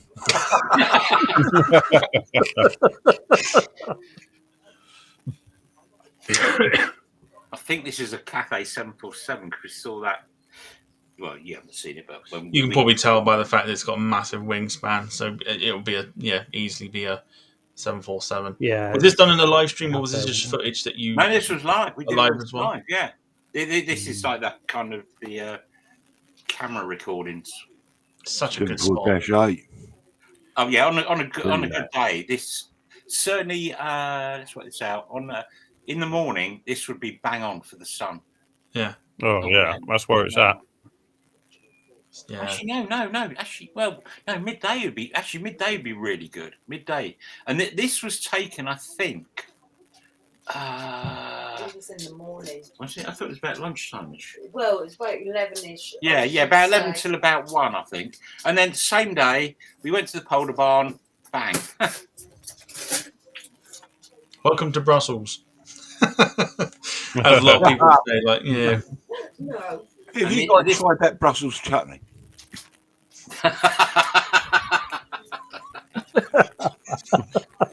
No, but I know a man that has. Yeah. So I'd ask. Oh dear. Right, that's a special liveried Peter Pan. They were the locals were quite excited. I've got no idea why. Transavia, okay. Okay. Very nice. Yes. Just while obviously this footage is playing again, we'll just answer a couple of questions I've got here. Louise Sylvia Wood, obviously asking about the names before. She said, "Off to Bristol tomorrow. Any ideas for spotting, guys, please? Winters Lane is the one you want to go to." That's over Manchester. Yeah, Winters Lane is the one you want to go to for spotting there. It's an official spotting lane of some sort. You will find it on Google Maps. There are other places, but I wouldn't recommend them. I saw somebody filming on top of a building that you're not supposed to go onto, so no doubt we'll see a case of the old berries. I'm going to put that as a rhyme. I'm not going to mention names, but you can kind of guess why, and have a spotting location ruined by other people. But Winters Lane is probably your safest and easiest bet for that one. Access to the Polder Barn, Ken. Easy or not easy? You need a car. Simple as that. You need a car, but yeah, if you got a car, it's dead easy. Yeah, parking fine or? Yeah, there's a big car park, and there's also a burger van there as well. Oh, beautiful! Oh, it sounds like perfection. It's actually quite good, actually. Yeah. Yeah, fantastic. Amsterdam is one of these airports that I do want to go to. Like, I do want to visit the Polder Barn and stuff because, like I say, you're unrestricted with viewing and things like that. That's the beauty of it. It's the unrestrictedness of it. It's just like the Polder Barn. And to be fair, I was a bit lazy. I didn't actually walk further enough up. But you go a little bit further up. You can do any point on this site where they touch down, where they rotate, anything you want. Yeah. So I got You'd be pretty good where you were, I think. I was just decent. reading the comment from Hingle. It says, "Is this spot near the McDonald's?" Asking for a friend. Oh, no. I was going to send over the McDonald's place. That's literally about 5 miles from here by road, definitely. Definitely need a car for that then. Yeah. You can get Uber Eats now, can't you? Surely, Deliveroo. If Get you him stay at the corridor, you deliver. can actually walk to the McDonald's location. There you go. But this is, it's just the views and it's just fantastic. It's just, but It's really you good. need a car. You need a car to really explore. And I've found a location for the polar barn, especially in the morning, because where the sun is, you need to be the other side. We found a location. I haven't used it yet, which I reckon is going to be absolutely stunning. No one seems to have done it yet. So hopefully, if we can get over there at some point this year, we will. Yeah, give you the polar barn like you've never seen. Yeah. It really is good. Keep But it you have to have your car. Well, I drive over there anyway in my own car because I kind of realise we need to be mobile, and also I really don't want to be packing all my gear into a case and putting it on a plane and blah blah blah blah blah. I'd rather just drive, and you get wildlife. Look, don't know where that's coming from, but yeah. Wonder what the call sign for that heron was. HER1. tuning into tower, like G bird. But we reckon there's probably another 8 or 9 locations that we've not even touched yet. We've seen them, but what we we were going to do this. I don't remember, Luke. I think it was in 2019. We were kind of planning doing It was 2020 September. Yeah, 2020 September. We were going to do a big group trip out to Amsterdam, Schiphol, and we're arranging cars because on this occasion, for example, Daniel Voigt from Germany, he was with us the day before. We'd met Marwan from Brussels to the Sky, and we were going to get everybody together. Mainly cars and vans and stuff, so we could transport everybody. So those that wanted to fly could fly. We'd drive, blah blah blah, and we were going to have a weekend out there, just exploring the whole airport. But obviously, COVID kind of screwed that. Yeah, again. But yeah, I kind of want to try and do it this September, but I'm a bit nervous on the fact that. Daniel's talking about doing a meetup for Frankfurt this year. Yeah, we did his one in January 2020, actually. That was when it was all foggy. We got there and filmed lots of fog. Couldn't see it. Yeah. And then the plan was to do one in July. Then obviously that went by the by. I think it's July this year, isn't it? Sounds right. Does sound right. I'm not actually sure. No, Marouane was at Frankfurt yesterday, and Oh, was he? well, I think he was there over the weekend or about 2 or 3 days. But I want to go there. That looks ferocious. Luke, oh my God, it's unbelievable. Just going to quickly step in and say that Matthew Harris is deciding to leave us. Obviously, well, because Matthew's getting old, and also he lives in Oman. Yeah, he's now 1 o'clock in the morning or something over there. Yeah, so he's leaving us, saying night all, sleep time for me. Great show as usual. Thank you for joining us. See you, Matt. Hingle says, group trip to Amsterdam, what could go wrong? Yeah, To which point Jack Rolls put Hingle, no doubt Ken will have 20 plus beers and 6.5 glasses of wine. Why not 7? Why half a glass? What's half a glass? What is a half a glass? Manchester. Yeah, half a glass. Does that even exist? Actually, that's probably the talking ullage about, down the chin and that. Talking about wine in Manchester, we were there for that show. Was it in February? The transport Craft fair, wasn't it? Well, yeah. The fair in the hangar. Yeah, there was quite a lot of wine consumed on both the Friday and Saturday nights. Lovely. Yeah, it was really good. Honestly, it was a really great event, and It's again on the 20. I think it's the 22nd of July this year. Where we'll be launching 2 Manchester books. Get that, 2 bloody books on Manchester. 2. Yeah, allegedly. So right, Steve will have to buy them. Yeah. False But, promises, that's what I'm all about. Yes. Transatlantic Allison put shocking float from the Vueling aircraft. Someone will be getting a ping from flight safety.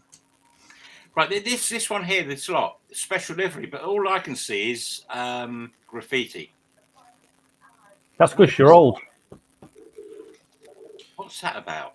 Gretzky. Yeah, Gretzky. That's I'm certain that's like someone will probably tell us now that you've mentioned it, but I want to hazard a guess and say it's probably like a food item. Okay. Sounds like a food item. There you go. Polish biscuit. I thought I recognised it. Jim Gemmell going biscuits. Oh, well done. Yeah, I thought I recognised it. Yeah, Gretzky is a Polish biscuit. One turning on in the background there. That's a good shot. I like that. And he gets, there you go, Hingle gets his knowledge from Asda. There you go. Yeah. Spends all day walking up and down the foreign food aisle. And to be fair, Asda's pretty Except for decent Fridays for and foreign Sundays. food. It really is. Fantastic. I did see Louise Sylvia Wood saying you should make this a regular thing. We are doing this as a regular thing. It has been weekly for the last, 13, 14 months, I think. But only for about a month or so on Visions Aviation and probably for a while yet. So, here every Sunday now. We did do Wednesdays, but we're now doing Sundays. Alison saying other supermarkets are the way. Yeah. Yeah. Andrew Martin's about to leave us. He says program on Sky Arts about Mick Ronson off ski. Cheers, guys. Cheers, Andy. I'll speak to you soon, Andrew. mate. Cheers, mate. Let's have a look here as well. I think that's pretty much it. So if anyone has any questions, do you know what? I normally say we run for about 90 minutes, but I'm kind of not ready to end this yet. So we'll keep Hi, going. Darren. For another Just half say hour. hello to Darren Graham. Yeah, everyone. Yeah, Darren Graham is in the chat. So good evening to you. I was going to say in the house then, and it made me sound Hi, like Darren. someone else. In the house. Yeah, would have made me sound like somebody else then. But yes, good evening to you. So yes, we'll keep this going for about another half hour or so. I was going to say about 90 minutes or so, but we tend to overrun, and overrunning sometimes isn't a bad thing. So if anyone's got any questions for us, it could be for Ken, it could be for Loopy, it could be for both, it could be for either one of us 5 really. Do get them into the chat and we'll answer them for the next sort of half hour or so as we run through the last little bits of the footage. I've got a question. I know something I was thinking about before. I know Right. it's a question to everybody. I'm not going to answer this because it's a question to you four. But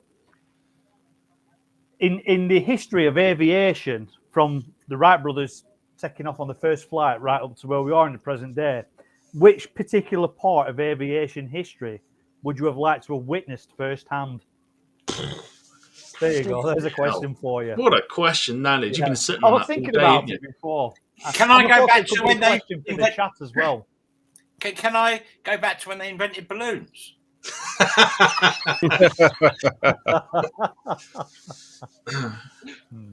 Good God. All right, well, Steve, we'll go with you. We'll go down the pecking order of how we are at the moment. So, any point of aviation you'd like to remind us?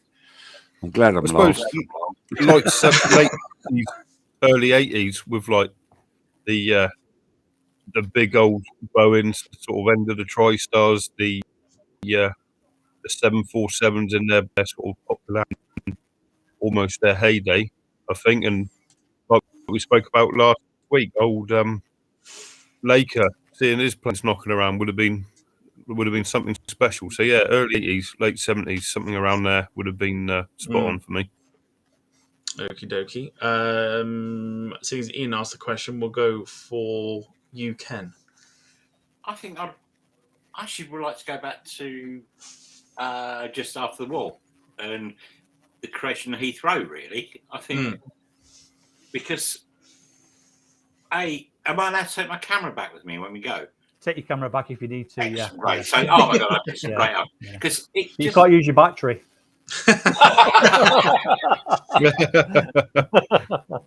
Yeah, the whole thing of how Heathrow actually grew out of obviously an airfield, it's mad. Really is mad. So I'd like to probably like Also, an airfield that was about 20 miles further away. than anything else. Yeah. Started up in Crawley, didn't it? No. But when Heathrow started, I'd like to have, seen the canvas tents, which were terminals apparently. How did that all work? So say let's say about 1949, 50. That's where I'd like to go back and have a look at. Yeah. Oh, Tom's gone.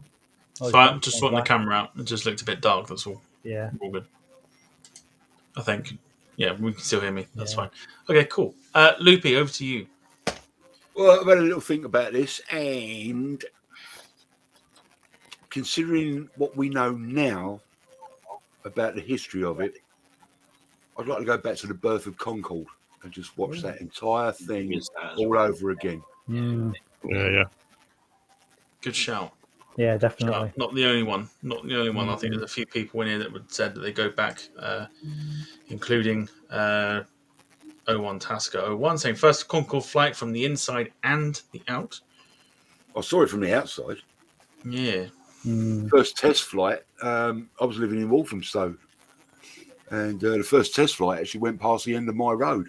Wow. You could hear the noise, and I'm looking around going, what the hell is that? And there she was, right at the end of my road. Wow. Yeah. Some spectacle, isn't it? Yeah, definitely. Yeah. Oh, absolutely. Jim Gemmell was another one that would do it as well. Concorde Maiden flight. Airliners Live, exactly the same. Yeah. Jack Rolls has actually been inside Concorde. Oh, don't go there again. Don't go there again.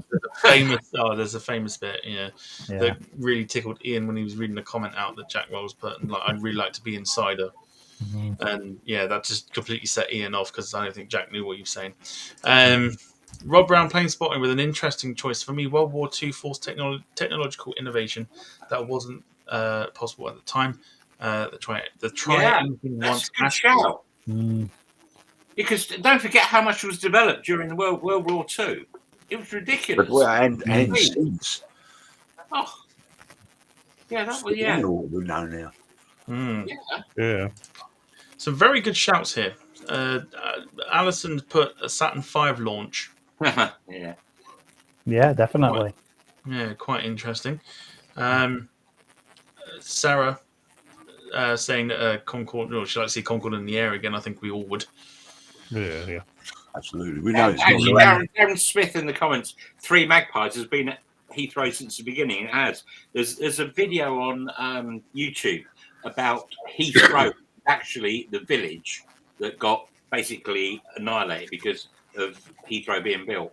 And 3 Magpies, if you visit the 3 Magpies, you come off the A4, turn into the car park, that used to be the road that went into what is now Heathrow. It's fantastic. Crazy. Exactly the comment I expected from Jack Rolls saying, Loopy, that aircraft was incredible. I went to Yeovilton and went inside her, and it was an experience like no other. He knows exactly what he's saying now. Yeah. He knows exactly what he's doing now, the young Jack. I actually had a thought about this the other day, and since Concorde's been grounded, I've actually seen 5 different ones. Is that right? Wow. Yeah, you got Yeovilton, you've got the one at Heathrow, you've got the one at Manchester. Duxford. Done Duxford recently? Yeah, Duxford, and the other one was in New York. Oh, shut up. Yeah.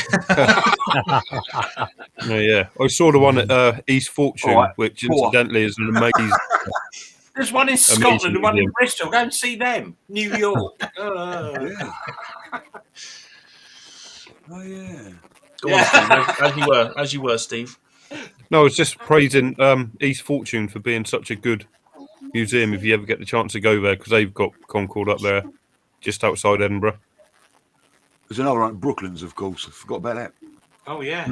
Yeah, Oh my yeah. God. We have a sales stand most years when we do the bus show underneath the Wings of Concord. Our stand is underneath the Wings. Well, pretty much underneath the Wings of Concord. So just keep looking up and go. I've never been inside it. Never been inside it. It should do. What, never been inside Concord? No, I've been inside Concord, but not right. in the Brooklands, where we have underneath it year after year. Yeah, I was going to say. It's quite funny, actually, because I learned that the one at Yeovilton, which is the second prototype, is actually, I forget whether it's like shorter or longer than the actual Concorde that went into service. And it's the only one of its kind that's actually, is it shorter? Yeah, definitely. It's 7 in, like, I'm pretty sure it's something to do with number 7, I'm sure of it. But it's actually a lot, the actual fuselage of the one at Yeovilton, the second prototype, is the only short fuselage version that was ever made. And it never flew passengers. It went there in like 1974 and has been sat there ever since. Actually, Tom, now you mention it, I've been in the one in Yeovilton, I've been the one at Duxford. Both those are prototypes. I actually haven't been inside proper Concorde. Sarah, in the last 6 months, has been in 2 of them. Yeah, it's such a know. Yeah, I think it's amazing flight. Oh, she's got a certificate as well. Yeah, I think it's amazing. Like you go in Concorde and stuff, and you actually sort of get an understanding for how cramped it could be in there. Yeah, it's very claustrophobic. Yeah, they don't muck around with space in there. Duxford, the one in there, like because you've got all the computer racks, and when you've got someone in front of you and you've got the crowd coming up the stairs behind you, yeah, very claustrophobic. Yeah, that's fine. Yeah, absolutely. Yeah, it's crazy. Some other answers to the question. Although Jack has put an interesting comment. He's put one aircraft he would love to see again is the Dassault Breguet Super Étendard. Sadly retired. Have you got a picture? Yeah, I'm not familiar with that. I know exactly what he's on about. I want translation. Yeah, I know exactly what he's on about. I'll find a picture. The last time I flew it. I wish. The last time I saw it fly was, I believe, on its final year of service. I think 2017 or 2018. I think it was 2016, because it flew at Yeovilton. And I'll never forget it because it was such an interesting display with the Rafale as well. I'll just grab a picture here that I know it's going to show it off quite well. I think I've seen it. I think is it not flying again this year? I don't think so. No. It might be something else I'm thinking of. No, the Hunter is supposed to be back in production. I'm just trying to find. I mean, this might do. I don't know if it will or not, but we'll go for it. It might not actually show it off properly, but I mean, the Germans did have it apparently. I'm learning this literally right now. Is that genuine, Ken? What? For people back? Yeah. Do you want taking off? God, you never know. You never know. Right, so I could have got messy. Yeah. This is what he means. Yeah. Let's just remove that. I know what it looks like. I don't know if you guys sort of know what it looked like before or not. It's a bit like that's Super Étendard. It's a bit like a cross between a Buccaneer. Well, I was going to say, like a Buccaneer, but also a Phantom. Yeah. Yeah. I can see that. It's a lovely little thing, but they got retired in 2016 and made its last flying display. I've got some pictures of it myself somewhere. Well, that's a French in the German Air Force. Crazy, right? I find But whether that's I don't know if that's extremely weird. Yeah, but that is a super retardar. So Okay, yeah, it's another one for my collection. yeah, that's it. Yeah, Jack's obviously been on Google tonight. Yeah, he's trying. I think he's trying to I like impress people. John Hucklesby's comment. I'll go back to the Saunders Road 53 was the first high-speed research plane from which they developed Concorde. I won't let's move. The plane still holds the world horizontal speed record of 1,320 miles an hour on the measured mile just off the coast down here, which I think is Dorset or some south coast. Suffolk somewhere. Yeah. Oh, actually, I'll tell you what. The Germans never had it. So there you go. Yeah, it says there in the comments actually from Darren Smith. Yeah. Was never German Air Force. Never German. I think it's just they've obviously just drawn it up on that. So, but yes. So that's Got it. I never actually answered the question, but I'd quite like to go back to when the 747 was produced and like the hype around it and the whole sort of because that the 747 pretty much was one of those planes that also changed aviation as we know it by allowing planes that big to be built. So, Tom, but what about going to that field where it was, where the Bright brothers were like, you can imagine everybody just hanging around going, what are these idiots doing? And they get there. You know what I mean? Yeah, that's never going to take off. I mean, yeah, I mean, you could do. I mean, you could literally. I mean, I think it's a bit of an obvious answer, I think. But, I mean, I think everybody would like to go back to that time to kind of point and laugh and be like, what's this bloody thing going to do? Yeah. You like know, that internet thing. Yeah. Yeah, you never know with that sort of that you know I'm sure they didn't know that at that time that 100 years later we'd be where we're at. So it's mad. Yeah. The increase is mad. Absolutely. Can I ask another question? Oh, go on then. Right. No, I picked up on what Alison was saying before about is it the Boom Overture, the Overture Boom Supersonic, and she said, "What are your opinions on it?" But I want to add as well. Do you actually think there will be a market for it, and do you think it will actually happen? All right, we'll go in reverse order this time. So, Loopy, you're first. I actually like the idea of it, but whether it will ever happen, I have no idea. I mean, apparently they've already started building it, or prototypes, should I say? But I don't know. I really don't know. Not easy to answer. But didn't they start building the Boeing supersonic plane? That didn't get very far, did it? Well, they built half of it. Yeah, they built half of it, and then they couldn't fund it. Anywhere, Yeah, couldn't fund it in the end, could they? So, do you think it might be like Concorde, where like the Concorde were developed by French and English, so Air France and BA had to take it, sort of thing. I think United have put an order in for this Boom Overture and putting a lot of funding into it. So don't you think it'll be like the similar kind of thing where United are going to have to take it and do something with it? I think there's going to be a bit of smart marketing there, because from what I understand, it's only going to take around about 20 to 30 passengers because it is limited space. You see the size of the windows down the side, and you go, "Really?" It as I said, I just don't know. I just find that. I presume they're an American company. I'm not too hard into it, but I assume they're an American company. It's an American company. There you go. Then basically they won't have the restrictions, will they, that we had? Yeah. So basically, they're an American company that want to bring supersonic travel back. That's actually affordable to a lot of people, and they've promised a lot in terms of like the economy wise.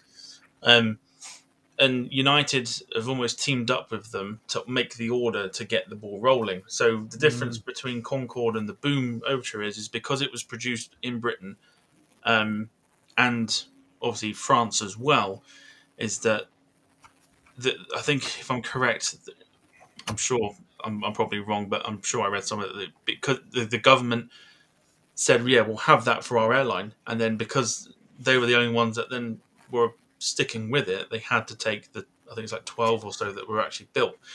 Other airlines like Iran Air, I think Braniff, and all the other airlines that ordered it saw it then as a non-feasible aircraft. But because of the contract that Britain and France had to build Concorde, it was literally like, well, you have to take them anyway.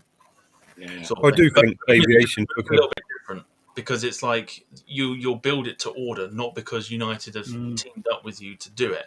So, when we mentioned it before, like ages ago, there was like three airlines that were interested in it. Obviously, United was one of them because they obviously announced it, and then there was two hidden ones that no one seemed to know what it was. But apparently, they've now come out as Japan Airlines and Virgin. Whoa, really? Virgin, Richard Branson's put support behind it. But Well, Alice he tried to buy a Concorde, didn't he? Packs. Sorry, Alice, you're just going on its capacity. Transatlantic Allison's just put in the chat. So, yeah, there you go, 65 to 88. So that's kind of more viable, isn't it? Over 20. Well, Concorde was only 100. Yeah. There you go. And it's and less, Concorde, but more Concorde efficient. didn't go because Concorde would have kept going if the French hadn't bloody pulled out. Be able to carry on. Yeah. It was because we lost all the bloody licenses and everything. Yeah. I would say that I'd say boom will probably happen. I think it will. I think they'll build one, they'll test fly it and everything else. I think United have ordered something like 15 to 30 of them, I think. So that's already outnumbering Concorde. Whether that happens or not is obviously then remaining to be seen. So I think, will it get to the point where they test it and then decide that maybe it's not enough and then too much goes into it? Considering the first test flight's not for another 3 to 5 years, we're still a long way off to knowing whether it's actually going to be completed in time or not, and whether it's just one of those projects that fail. So Hingle makes a point right there when he says it needs quieter engines, carbon neutral. It needs to be efficient. Yeah, but what do you do about boom? He's right about the ticket prices too. Do you not think it? Sorry, Ken, go on. Go. No, go. No, I was going to say, I was actually going to ask Steve, actually, to be honest, because he's sat there being quiet. Do you think it might become like a concept sort of thing? So they'll build this thing, they'll fly it, and then obviously it'll sort of develop into something more commercially viable sort of thing. I certainly think when Concorde stopped, the aviation industry took a backward step because it went from being 3 hours across the Atlantic to becoming 6, 7. But the problem with the Concorde at the time, it was for the elitists. Like between the five of us, we would have struggled to muster up enough ticket to get money to get a ticket between us. So the new one's got to be more open to the masses. Like I'm not saying that your common man would be able to pay for your tickets, but it's got to be open to sort of businessmen at like a business rate flight that you see today, rather than monopoly money, which is going to be the preserve of the rich and famous. I think they need to be selling these seats at sort of £800, sort of that money that you'd pay now for sitting in business across the Atlantic. Otherwise, it's got no chance because people just won't. Yeah. Apart from the ease got of to getting make it affordable, otherwise it's just a waste of time. Yeah. That's it. Yeah, and the thing is as well, I was going to say, since the Concorde days, we've invented things like this Restream and Zoom and things like that. So business meetings don't need to be face to face like they were back in Concorde days. They can do it over internet quite as good, can't they? As well. Yeah, so that was part of its charm, wasn't it? You could leave Heathrow at 6 in the morning and be back at Heathrow at 6 at night and still do 6-hour meeting during the day quite comfortably, either end. I think Alison points it out nicely. She says the future is suborbital flight. Exactly. Oh, now you're going to get him going. The Starship from Texas to Sydney in about 4 hours. That's the way to go. Yeah. Yeah, Absolutely. because then you have to put patches on loops. For the old. That's it. An interesting question actually coming from 01 Tasker 01 saying, in those days people would pay for the seats. Would anyone stamp up that kind of money for a seat now? That's actually a very good question. It's a very good question. I don't think so. I think people still would do, to be quite honest. I don't think so. Not with everything that's going up at the moment. I think if the economy goes, because it's not going to be just obviously this country, it's going to be other countries like America and stuff like that. They're going to be affected as well. But would people still be able to start? We don't know what ticket prices are going to be yet for this to be able to get onto this plane. So we don't know if they're going to be viable or whether they're going to be like Concorde and reach out to people that are like let's say loaded or something like that can afford £1,000 seat or something like that. We don't know.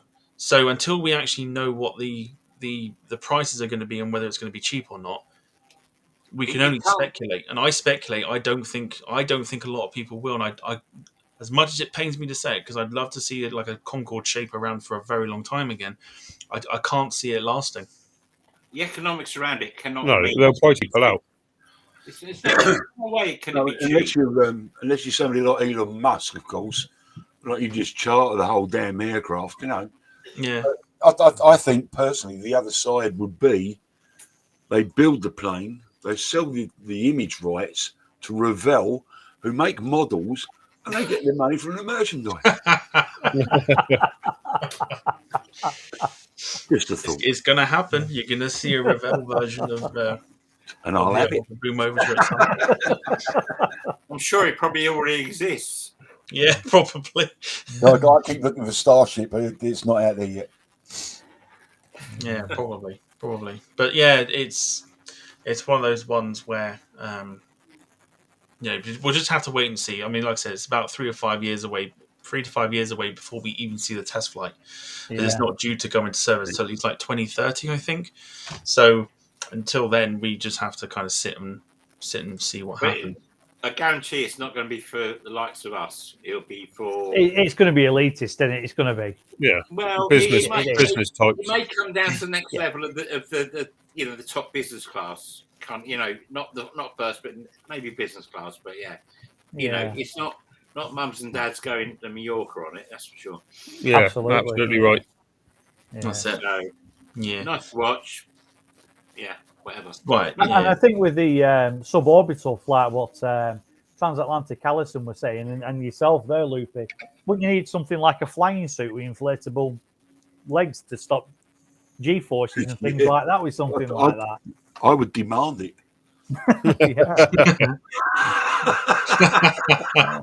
Imagine turning up at Manchester Airport in your Nike t-shirt and your Nike trainers, and them giving you a flight suit with inflatable legs to get you on this plane. Yeah, you could imagine him like rolling up to the nappies just in case you want to get up and have a pee. Yeah. You can imagine someone rolling up to a terminal as well. Yeah, you can imagine someone rolling up to a terminal and being like, "Yeah, I've turned up for my space flight." Yeah. Where do I get these like sweet trainers from? You get me? But yeah, it's weird. Is this your case, sir? Yeah. Back it yourself. You know me, I'm well. Man, that would just be mental. Just to be able to do that. I think what we'll do is we will do one more question that will come in the chat. So the next question that I see come in, we'll answer that question, and then we'll begin to wrap the show up. So first question I see that comes up in the chat, we'll get it answered. It's got to be sensible. We can't just have random stuff. So yeah. But yeah, it's like I said, just got to wait and see what happens. There's all sorts of concepts like. Transatlantic Allison. No, give me £5. Super chat, damn it. No. Well, I'll tell you what. While we're waiting for this sensible question, and she's put the song "Rocket Man" comes to mind. What's your favourite aviation-related song? Oh, flipping hell! Fly me to the moon. I'm not getting anything. No. Ace is high. Being a Maiden fan, I have to say Ace is high. Next. If we're literally gonna go aviation related, see, look, this is why, look, friend of the show, I was literally about to say "Learn to Fly" by the Foo Fighters. It's a classic video. It's the first one that came to my mind when you think Great about aviation. video. And I would obviously mention like U2, but I don't like U2. So like, yeah, I'll have to. but yeah, "Learn to Fly" by the Foo Fighters would be probably my favorite. I think. It's the Bit of first Frank Sinatra. You think about aviation. Oh, I'm hearing feedback. Mention like U2. Oh, who's got feedback? Whoa, who's playing it in the background? I'll have to. But yeah, learn to fly by the Foo Fighters. Ken, that's you. That is. What? Are you listening to this in the background? Oh, hang on. Sorry, yeah. It's my fault. Yeah, chuck it on mute. Is that better? Yeah, that's Yep. good. John now, Bloody yeah. technology. No, I know. Yeah. Right, Can you go on, wait then. until we're Everyone finished? else with your favourite aviation theme songs. I'm nearly 57, you know. Yeah. What? Bit of Frank Sinatra, the old "Come Fly with Me," always a classic. Standard, yeah. Yeah. I can't think of one.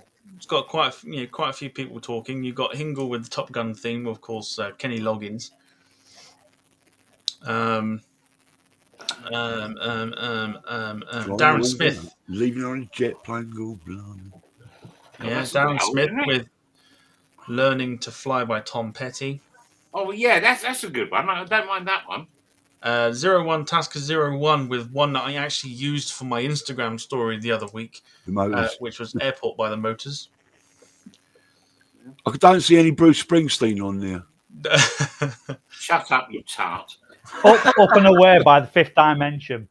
You just Googled that, didn't you? Yeah, no, I have to. I was looking for something Oh, totally look, different, right to at be the top honest. there, look. Floyd learning to fly. Yeah. Ian, you might want to have a word with your daughter because she's put the wheels on the bus. Yeah, she's Luke, I'm incredible. just messaging Bruce now, okay? Yeah. With a new song. Louise Sylvia Wood saying "Fly on the Wings of Love."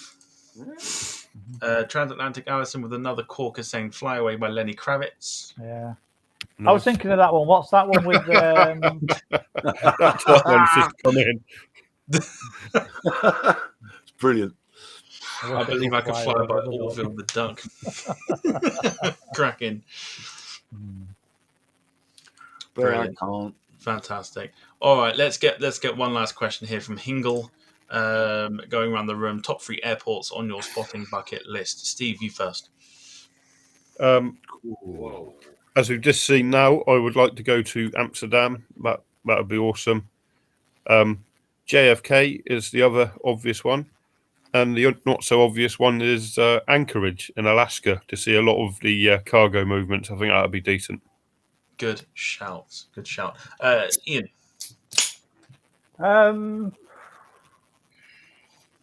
Does it have to be? Well, yeah, it has to be today. I mean, I'd like to go back 30 years and have a look at Kaitaik. That'd be ace. Yeah. Yeah. Couldn't do that now, though. No, you couldn't do it now, no. But I think everyone would You have still liked sit on the it. mountain. There's nothing stopping you doing that. I experienced it in the flight simulator last week, I think it was, or a week before. And let me tell you, like, hats off to the pilots that did it because it was difficult. But Did it say Morton when you fly over the top of your I head? think, Oh, one at a time. sorry, Oh, sorry. we do have a pilot. Well, he was in here earlier that actually flew that approach on here, Clive Everly. Oh, okay. I don't know if he's still on. He was on earlier, but yeah, he did. He flew that approach. Kaitaik. I'm just going to bring this one up before we carry on with the top 3 list. Jack Rolls has been very inventive and gone Manchester, Barton City, and Liverpool. Stay close to home. Pretty much in a 10-mile radius. Yeah, good choices. So yeah, Ian, what was yours again? I think I'd like to go somewhere like. I've been watching some Miami. That looks really nice. I'd like to go there. Is it Princess Juliana where they come flying over the top of your head? Oh, yeah. Morton. That's a good shot. Yeah. I'd like to go there. Yeah,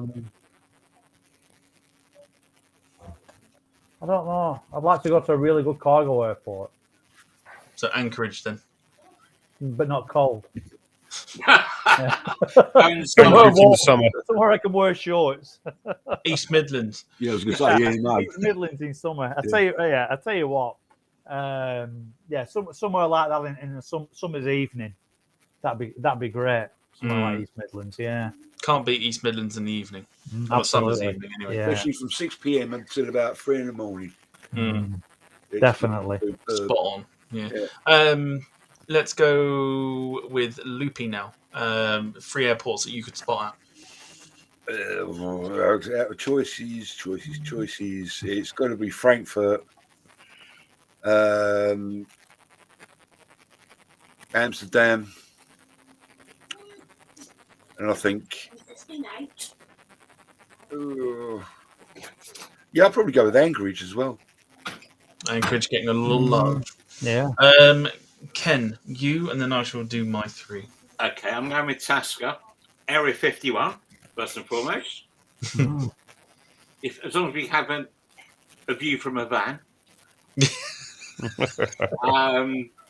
Who said that? No, they actually get a daily flight at Area 51. Yeah, no, I've actually got photos of the 737s going from Vegas to Vegas. Yeah. Right. Oh, so, Janet. Yeah. Janet. Yeah. But yeah, Area 51 would be quite interesting, probably. Anchorage Depot, because it's just 747. But then, what's the one, the famous one? Is it St. Martin's or something? The big one where everybody gets blown over. Yeah, St. I Martin's. just like to film people being stupid enough to stand behind an aircraft and watch them fly down the beach. I think So you wouldn't be watching the planes, you'd be sitting at the side with your camera, like watching them. Just watch them, Brilliant. You'd have your hand over your beer, wouldn't you, to stop sand blowing in it? Yeah. So a bit of card down the side of the lens. Beer mat. Yeah. Would be a can. Brilliant. Can.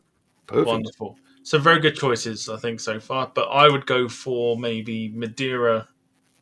No, would I? Definitely St. Martin. I'd like to do Innsbruck, and I'd like to do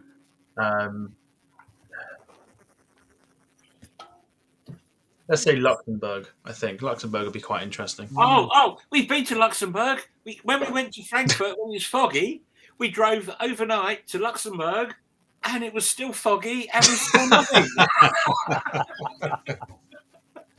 So you've been to it, just not seen it. Yeah, I've stayed in the hotel by the airport. Could hear everything taken off. Nothing. Brilliant. Absolutely bugger all. And then when we were driving through Luxembourg the next day, because nothing else to do, we ended up kind of going down some wrong roads, and we actually ended up in front of the Royal Palace with lots of guards with guns. Oh, God. It was like, okay. Reversing. Nice. Beep, beep, beep, beep. Vehicle reversing. Get your guns ready. Yeah. No, brilliant. Fantastic. Good choices. Some very good choices there. I think we got around the room with that. So, yeah, so good choices. Right. Oh, go on then. Oh, Luckler. Yeah, good shout. Yeah, Luckler. Good shout. Gibraltar would be on there as well, I think. That'd be interesting. Yeah, good shout.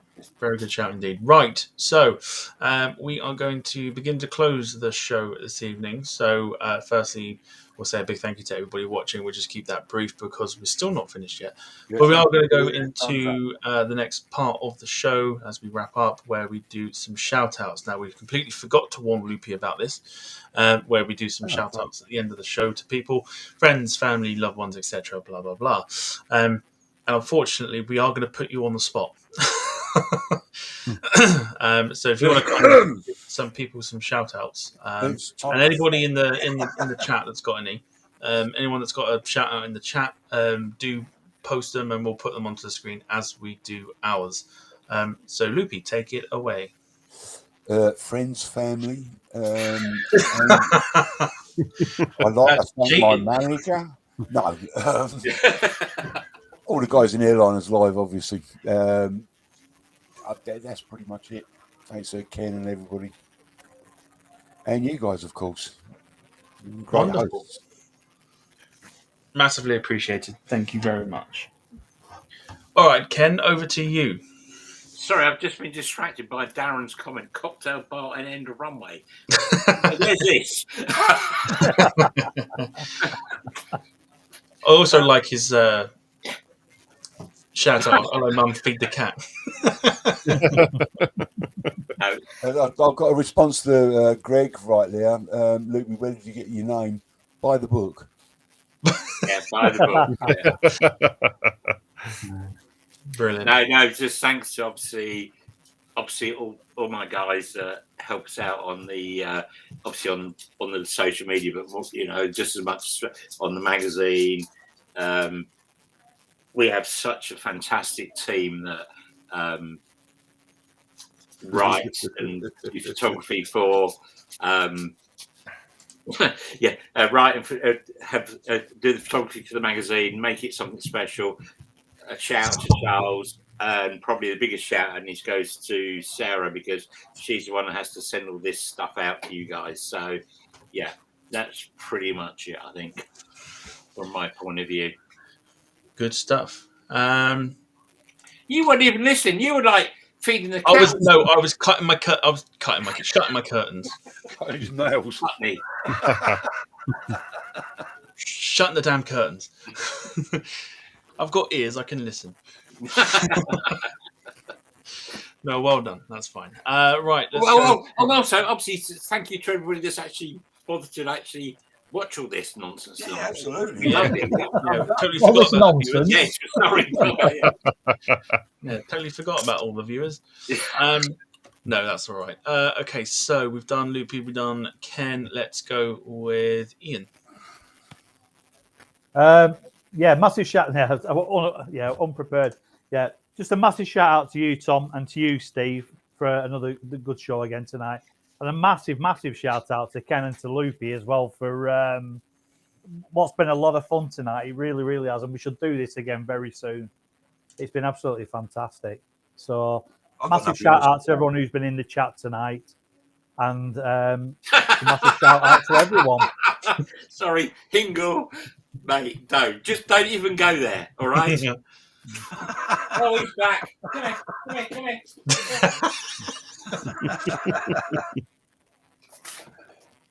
Hey, there we go. And to massive shout out to Ken's dog.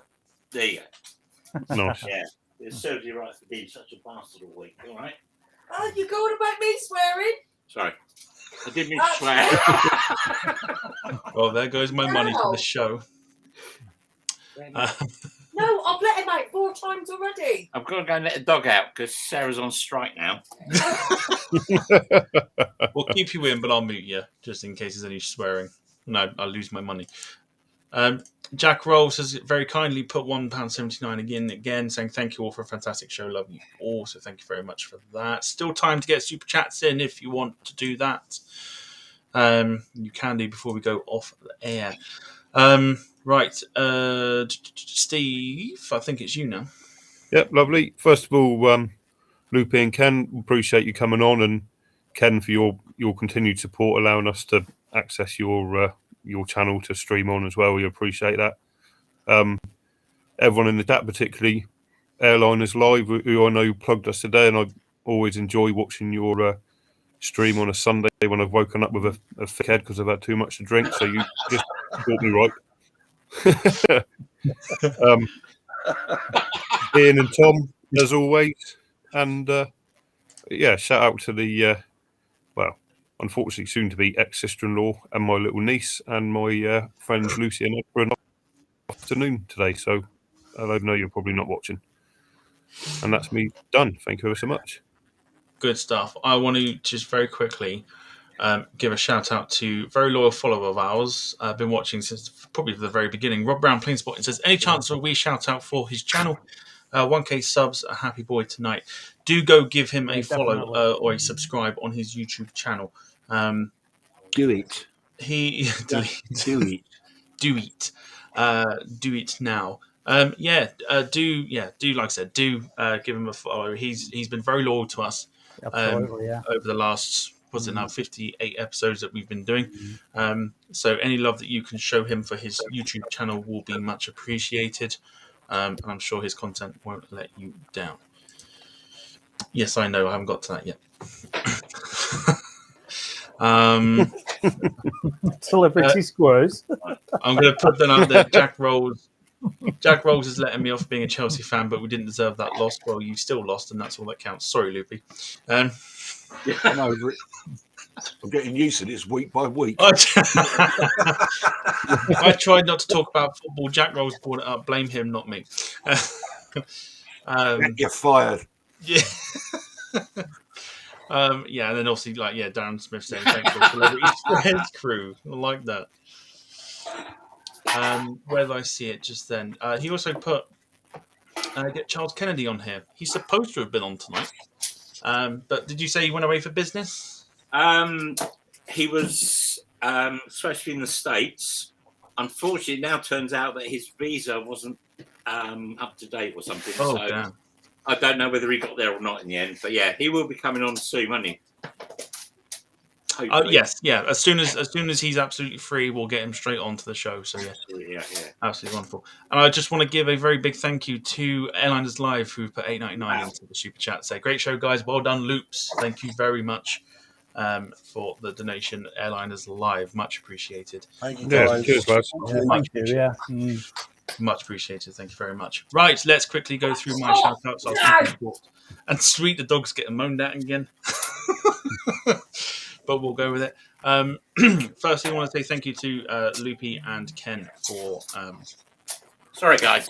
That's all right. Loopy and Ken for being on the show tonight, providing us with some giggles and some good stories, especially with Loopy's time in being a roadie to Iron Maiden. Very, very interesting to hear the side of things and that. So thank you to you both. And of course, to again, Ken, for allowing us to stream onto the channel and broaden our horizons here on the podcast. He's still getting attacked by the dog. Fantastic. I'll quickly do this. Ian and Steve for being wonderful again on the show. The show wouldn't be the same without you guys. It would be here, but it wouldn't be as funny as it is. So big shout out to you guys. Everyone that's watched, everyone that's subscribed over the last 24 hours, do please consider subscribing to the channel and help us out getting to some more milestones that we want to reach. It's be much appreciated. We'll go through the socials in a second. And of course, key workers around the world and everything else like that, which all deserve a massive shout out. So yes, we've got love coming in for the dog at the moment, Ken. Darren Smith would like to know if the dog is eating Sarah. He was. Not anymore. Hingle is asking or saying that the dog is fuming for not being invited on the show. Your dog might be going to a new home soon. Yeah. Jack Rolls. Jack Rolls is asking if Loopy has an Instagram. No, yes, he does. But I wouldn't know. I don't know anything about it. Don't know anything about it. My personal manager deals with all that. I don't touch any of it. There you go. So he does. He just doesn't use it. I've got one. Could have been a suitcase. No idea. Fantastic. In fact, I've got two. One with having two different emails, isn't it? Oh dear. Fantastic. Right. Okay. Let's leave that there. Otherwise, we'll be going on and on and on and on. So we'll definitely get both of you back on again soon. It's been a lot of fun. I'm sure we could dive into some interesting topics as well while doing this. But now we will say our goodbyes next week. We are hoping it's in the works, so I'll mention it now. But again, it might change next week. We are hoping next week to get the Speedbird TV team on the show. Okay. Which will be a lot of fun, considering the amount of people I've just been told that are supposed to be on the show. We might just max out the amount of people we can have on the show. So if you thought this was chaotic, trying to get words in with 5 people, it's going to be a lot worse next week. So it's going to be interesting. So we will say our goodbyes. So fingers crossed next week we'll have Speedbird TV on the show. But we'll start off with the guests first. So obviously I will just mention this. Don't go anywhere when we say our goodbyes because there's an Quickly. after show party. yes, young man, go for it. I've just got just a quick Loopy Newhouse. That's your Instagram, Loopy. Is it? Yeah. Yeah. Oh, Loopy dear. Newhouse. Yeah. Yeah. Actually, I'll tell you what, before we do say goodbyes, let's just quickly run through social medias if you haven't done yet. So you can find us on Loopy Twitter World to keep up One. to date with Yeah, everything. I know I've got 2. Yeah. Yeah. Yeah. It's got Loopy World 1. Because that's not weird, trying to find out what what his does that Instagram do? is and he doesn't even know what it is. Yeah, I've got. So I know I've got 2, but I don't. I know nothing about them. I keep getting these messages come up, like you're getting notifications in Facebook. I get these, and it's like, pass it on to Antonio. He can do that. I'll just show the social medias on screen. Yeah, People can read. It's fine. Loopy World 1, your Instagram. Fine. That's super. He's not our stat man for no reason, Ian. But yeah, just find it anyway. Thanks for sorting it out, Ian. Yeah. But anyway, so on the screen we've shown the social medias and everything else. That's fine. We've shown Twitter, we've shown Facebook. On the screen right now is Instagram, but you can also follow Steve on Instagram. Ooh. And you can also follow Ian as well. Steve, do you know how Instagram works? Just about, but I don't have a manager to sort it out, so I've had to learn it my own way. Yeah. Yeah, you know more than me. Yeah. Luke, can you send Antonio my way, please, as well? I'll get it sorted. I'll have a word. Was he the guy that did the logo? Yeah, he's probably Yeah, watching. I'll send him over. Oh my god, yeah. No, he's not been in the chat. He's kept himself very quiet. Yeah. I'm not surprised, really. There we go. Yeah. There we go. Anyway, So thanks everybody. It's been great fun. we've put on the Instagrams and Twitters and Facebooks and stuff, and also put up Visions International as well. We deserve a lot of love Thank you.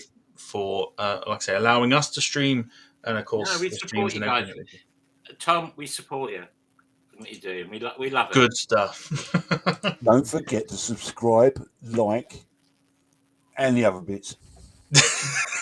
No, Luke, you're struggling now. You haven't got your robot bot thingy, haven't you? We just Nightbot. Talk to me about Nightbot. Yeah.